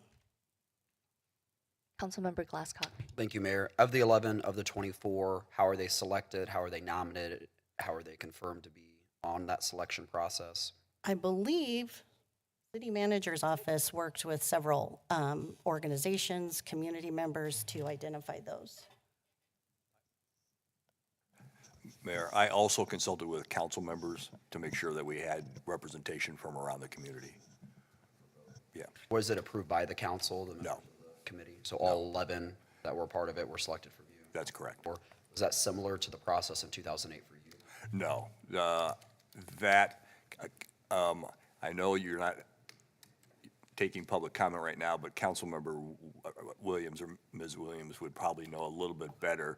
It was a pretty significant cross-section of community representatives, my recollection, and it was more than, 6 or 7. There were a pretty significant number of people involved in that steering committee. And were those individuals confirmed by the council? I don't know for sure. I'm going to guess that they were, but again, I wasn't here at the time, so I don't know. Can you also speak to the, since this process, again, has not occurred since 2008, I don't know who was around during that time, but part of community engagement and outreach has really been in the last 10 years that we are wanting more and more of that. So this is maybe not part of the 2008 process, but I'd like to know, did this potential city manager finalists, did they get an opportunity to talk with community? The system that we used for the police chief selection was a lot more robust. You're right, Mayor. We met with the Citizens Committee. We met with the mayor and council individually as well as a group.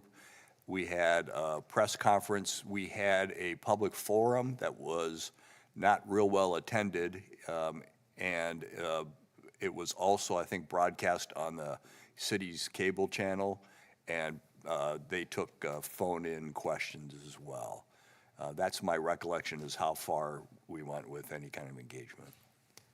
I will add to that, Bob. We did do a community survey that was on the website as well that the vendor did produce, and it was produced in both English and Spanish. And that went online very early on in the process, so it ran the entire time until we had finished all community engagement.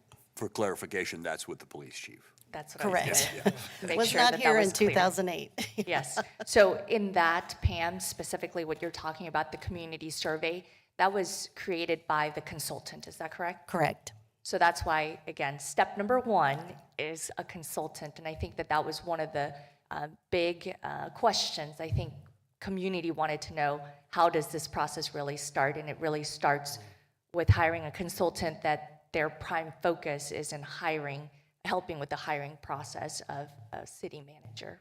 Correct. Any further questions for staff? I will move to open up public comment. This is not typical for council business or council topics, but I would like to hear from community, especially since many of you are still here. I move to open public comment. I'll second. Motion and a second. Any further discussion? I see none. Mr. Clerk, please open the roll.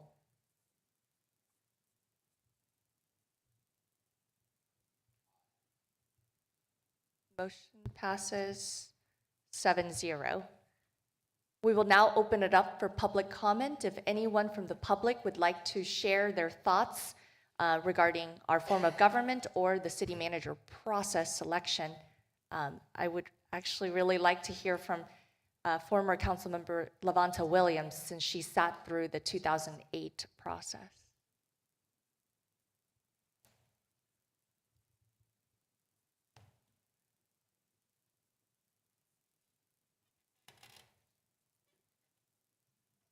Mayor, would you please instruct her not to talk about how she voted when she had the final vote? That's the kind of relationship we have. Yes, those times were very, very trying, but we did involve the community as much as we could. It was not an easy process, and I think with you announcing 1 week and asking for everything to fall in place the next week is going to be awfully hard for you. Give the community and give even those that will be involved a little bit of time to still really digest what's going on. It has been 16 years. So to be able to say, we want this, this, and this is going to be awfully hard. I think you have people that have already started, and I appreciate the comments that they have. But finding those pieces and putting them all in place, as you were saying, this should be our first thing, this should be our next, this is going to be ongoing. And so as you have your district advisory boards, even bring them in at an early pace, they know what's going on, so they should be ready to say something at some particular time. But I would definitely say do not rush the process. Get things in order before you just start accepting all of these comments. Making sure, yes, if there's an opportunity for some of those that were around at that time to sit down and have coffee with 3 of you at a time, possibly we could work it that way. But I would just suggest that it not be rushed. Councilmember Johnson. Thanks, Mayor. Lavonta, you got to come back. Just clarification on what you just said. Are you referring to the design of the RFP or after the firm is hired, taking our time to do all of that engagement? No, I think get all of your ducks in a row right now. Okay. So if that is hiring the consultant, then start there, but then start putting things in order. Okay. Thank you. While we're on the topic of a consultant, I'm going to ask HR, is it always typical to have a consultant, or can this be done in-house? Oh, okay. Well, I've seen both. For the most part, when I've worked at smaller cities, it was done in-house. But larger cities like this one, there's been a consultant. So you could go either way. And typically, what is the cost of a consultant? If you can give me an estimate of how much it was for the city police chief. Yeah, just a moment, please.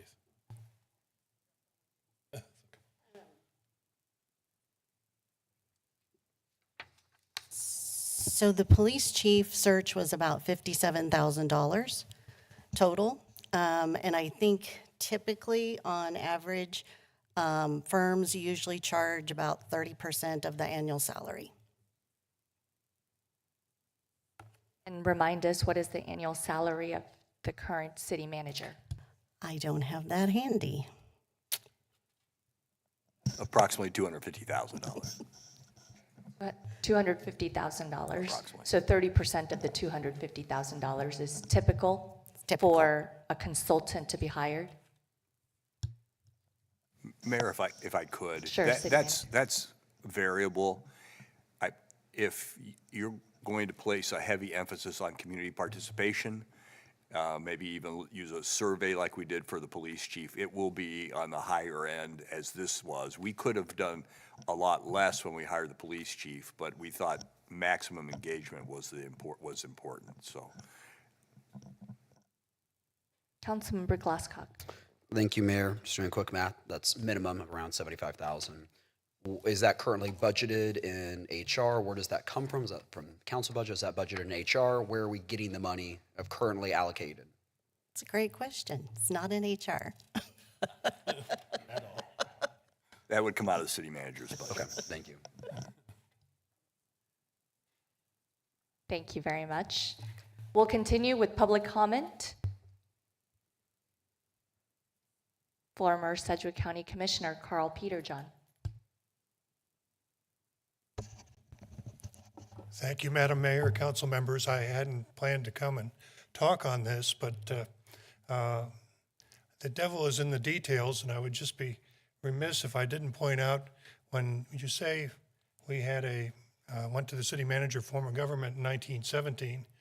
As a young man, I came to Wichita, and I don't go quite back to 1917, but I do come back to 1978 when I moved to Wichita, and the city council manager form of government that existed at that time was a good deal different than what you have now. And so even though you could say, yes, you have the manager, mayor, council form, there have been some significant changes, and I think it's good to have that institutional memory examined.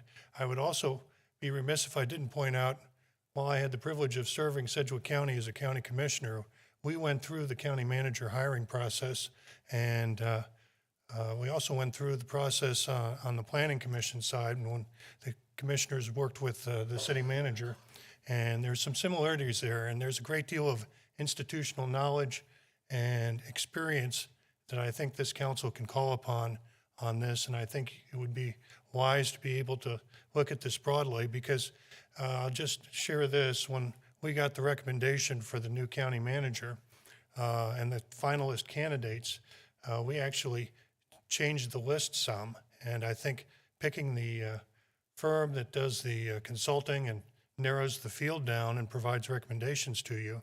I mean, it's real easy to throw out the folks who throw their resumes over the transom to be considered for city manager when they're written in crayons, but the serious candidates, that process, it's important that you all have a good person that you're working with a track record, and it's closely examined in that process. But I wanted to throw out that this is far from a unique experience, and wish you well on that process. The devil will be in the details as usual, but that's I think that occurs on just about every one of your city council agendas. Appreciate your attention and time. Carl, I had a couple questions actually.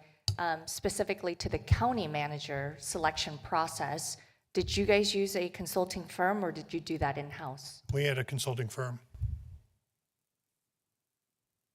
And again, maybe this is more of a question for HR. You mentioned there are two choices, choosing a consultant or keeping it in-house. Why is a consultant usually the route that cities, our size, and counties, the Sedgwick County size, usually go the consultant route? I think there are several reasons. I think a lot of times you may have internal applicants, and as a result of that, you want an outside entity to kind of run the process so that everyone can say it's as fair as it could possibly be. That's one reason. The other reason is the more engagement you decide you want, the more likely it is that a consultant will have gone through that very process and will be able to help you to identify the people that you want to participate. I think another reason for consultants is that, again,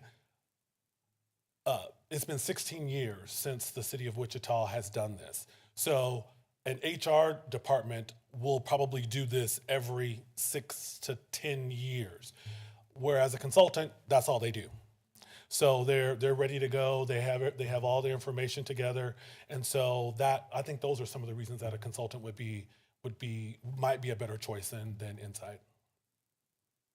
A follow-up question, since this will come out of the city manager's budget, is there enough money to hire a consultant?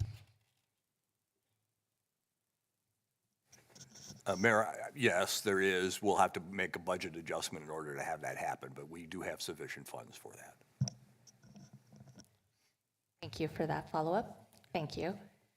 Anyone else from the community who would like to speak? Please share your name and district you reside. Helen Riker, District 1. When I was a member of WEBA, we had speakers that came out from the director of the NBC World Baseball Series, director of Exploration Place, and I believe the executive director of Downtown Wichita Nonprofit. And they were all recruited from out of state. And I think that we hold a lot of value for those people to come here. We do have low, sorry, I'm really nervous. We do have low cost of living here. They can get a giant house for what they could get a small house from where they were coming from. So I feel like there is a lot of hope. And not that I want you guys to not look local, obviously. But I think those organizations have showed that there is a lot of promise to be found, a lot of talent that can be found. And I feel pretty confident that you guys could find a more than suitable city manager to attract them here. We have a lot to attract those people here for. Thank you. Thank you, Helen. Anyone else from the community who would like to speak? I see none. We'll bring it back to the bench. Any further? Councilmember Tuttle. Thank you. I do think that there's a lot of validity. Thank you to all of the speakers of hiring a consultant. I think it will help us attract, to be able to advertise it to a bigger pool of applicants.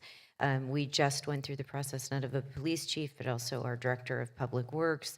And we just hired a brand new director of parks and recreation. And we used a consultant in this model for all of it. So it seems to be a precedent that's working. If we do end up hiring someone local, it will also really validify the fact that they went through the process. So I just think that having a consultant in this as we move forward is going to be instrumental in helping us to be the most successful.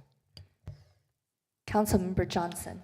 Thanks, Mayor. I just wanted to say on the record, I support a consultant as well. And another benefit of a consultant, I believe we had with Chief Sullivan, was a guarantee that if the final candidate didn't work out, we still had 12 months of service to use them again to find another one. So those things I think are beneficial, and I'll be supportive of a consultant.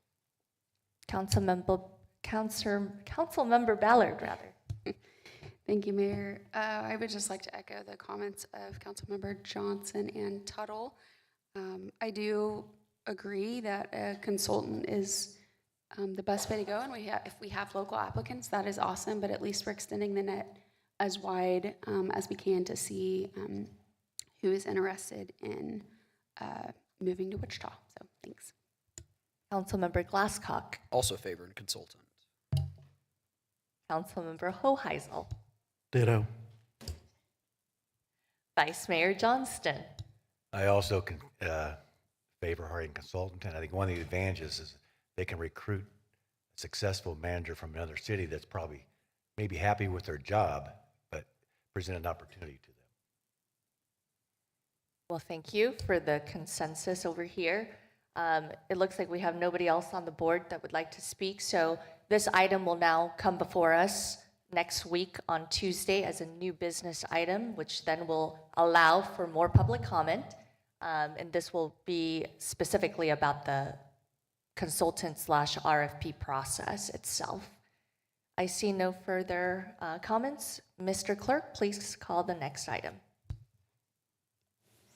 Approval to exceed the gift limit established by the Ethics Ordinance for Mayor Wu to accept travel and expenses to attend the APAC's Legislative Leadership Summit in Washington, D.C.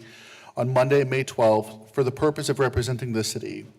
The Legislative Leadership Summit is hosted by the Asian Pacific American Institute for Congressional Studies for the purpose of education. The estimated gift amount for travel, hotels, and meals is $909. Thank you, Mr. Clerk. I will just add a couple of comments regarding this exceeding of gift limit item. I was invited to participate as a panelist on a panel entitled Woven Together Strength in Community by the Asian Pacific American Institute for Congressional Studies. This is going to be a discussion to explore pathways to leadership, challenges in public service, and the broader impact of leaders at local and national levels. This panel will take place on Monday, May 12th in Washington, D.C., and all travel and accommodations for one night in D.C. Are paid for again by the nonprofit Asian Pacific American Institute for Congressional Studies. I move to approve the exceeding of this gift limit. I'll second. Motion and a second. Any further discussion? I see none. Mr. Clerk, please open the roll.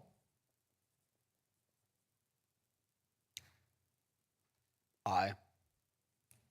All those in favor say aye. Aye. Aye. Motion passes 7-0. Mr. Clerk, please call the next item. Retroactively approve for Mayor Wu to attend the League of Kansas Municipalities Board meeting in Emporia, Kansas on Friday, April 4th, 2025. There will be no cost to the city for this travel. I will also add a couple of comments regarding this. I am one of the board members for the League of Kansas Municipalities as the largest city in the state of Kansas. It is an honor to serve the city in that capacity, and I travel to various parts of Kansas to attend these board meetings, and this past one was on Friday in Emporia. I move to approve that travel that has no cost to the city. Second. Motion and a second. Any further discussion? I see none. Mr. Clerk, please open the roll. All those in favor say aye. Aye. All those opposed, same sign. Motion passes 7-0. Mr. Clerk, please call the next item. Council member appointments and comments. We'll begin with council member appointments. Councilmember Glasscock. Thank you, Mayor. I would like to appoint Jim Underwood to the Access Advisory Board, and I would like to appoint Mark Walsh to the CSBG open spot that I have. Councilmember Hoheisel. Thank you, Mayor. Jennifer, how do we go about the process for CRB? Since we have to do the background check, do I appoint now or do I believe the clerk's on the background check already. That's a good question. I think we've done it both ways. I think we alert the staff and then the background check is run before you make the appointment. Thank you. Just to add on what Jennifer just mentioned, I think we decided that we would not make a formal appointment until after they've cleared background check. So, Okay, yeah. All right, thank you. No appointments here. I move to approve the appointments. Second. Motion and a second. Any further discussion? I see none. Mr. Clerk, please open the roll. All those in favor say aye. Aye. All those opposed, same sign. Motion passes 7-0. We will now move to council member comments. Councilmember Tuttle. Thank you. Tonight is the opening game for Wichita Wind Surge. Gates open at 5 o'clock. The first pitch is at 6:35. So hopefully we'll have a very robust season. Encourage everyone to go down to Equity Bank Stadium and enjoy our local baseball team and just kind of the start and kickoff of not only spring, but then into summer. Councilmember Hoheisel. Thank you, Mayor. This Saturday at 9:30 at the Christian Faith Center off of East Pawnee, we will be having our district breakfast, the best breakfast in town. I don't know, I didn't get to try JV's wife's cooking. Maybe Yeah. that might tie for first. I'm 99.9% sure. Let's put it that way. We will be having representatives from the Emergency Response Center. We've gotten to tour some of their facilities lately. With the spring season coming along, tornadoes, who knows what else with the weather, I thought it would be a good time to bring them out and talk about some of their disaster planning and just what we can do on the ground as affected residents and citizens of Wichita to help plan for that. So should be a great time, please. Everybody's invited. It's not district centric, so if you're not doing anything Saturday morning, come on down and have some good food, not rabbit food like they do in District 1. Thank you. Councilmember Ballard. Thank you, Mayor. I have Two things and then a question.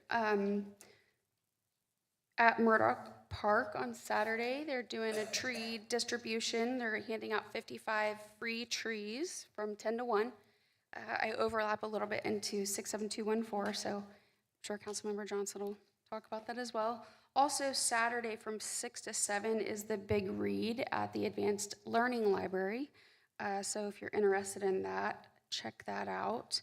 And then I had a question either for legal or Bob, I'm not sure who, but for example, on the council member agenda where it says city manager selection process and local government discussion, is there a way that we could include who is requesting it or some type of little description or something like that instead of just labeling city manager selection process? Just so it's a little bit cleaner for us and for the public. I don't know how my colleagues feel about that. I don't know if we need to make a motion for that or if this is appropriate or. I think you're right, the ordinance doesn't address it. I think it doesn't require a motion. I think it's just a conversation on process with the city manager in putting together the agenda. I think it would be nice just to include who is asking for whatever the item might be and just a little description, much like we do for the travel, just so the public knows a little bit and we know a little bit more details going into agenda review. Anybody have any problems or questions about that? Okay, thank you. Councilmember Johnson. Thanks, Mayor. Councilmember Ballard, I agree with that. I'm fine with putting my name on something if I asked for it. Do have to push back on Councilmember Hoheisel. We had pancakes at our District 1 breakfast because we had the city manager, and it was great. And everybody ate. We ran out of food because everybody ate, and it was so delicious. So Bob, next district breakfast, does that mean you're coming down south to not compare anyways? Because they were short on food, he didn't feed me, but I would be. Oh, that District 1 hospitality there. But Jeez Louise. Obviously, I'd be more than happy to come. Well, we had a great breakfast. Bob, I appreciate you coming. It was good to see Mr. Roseborough shake your hand. That was a great moment. But we had a great breakfast, great budget presentation and conversation, so appreciate Bob being there and everybody showing up for that. Vice Mayor Johnston. Thank you, Mayor. I will ask any council member if they've had 86 people, more than 86 people at their breakfast. You think so? Your head count next time. Okay. Very well. I'm just glad people. I will also point out that the Westlink Library opened 2 weeks ago and had over 1,000 more checkouts than the Advanced Learning Library did. So we're not comparing ourselves against other libraries now. We're doing against the Advanced Learning Library. So it is absolutely wonderful. It's a beautiful library. People absolutely love it. So they did a great job with that renovation. And lastly, I cannot go without saying that March Madness was won by me. So thank you. I will say, as a non-sports person, I took second. So I count that as an actual win. How'd Mike do? I'm just glad I beat Mike. Councilmember Hoheisel. Thank you, Mayor. I humbly eat some crow. Next year, it'll be a different story. Congratulations on your 99.9%. Yeah, thank you. Being in the top 0.1%.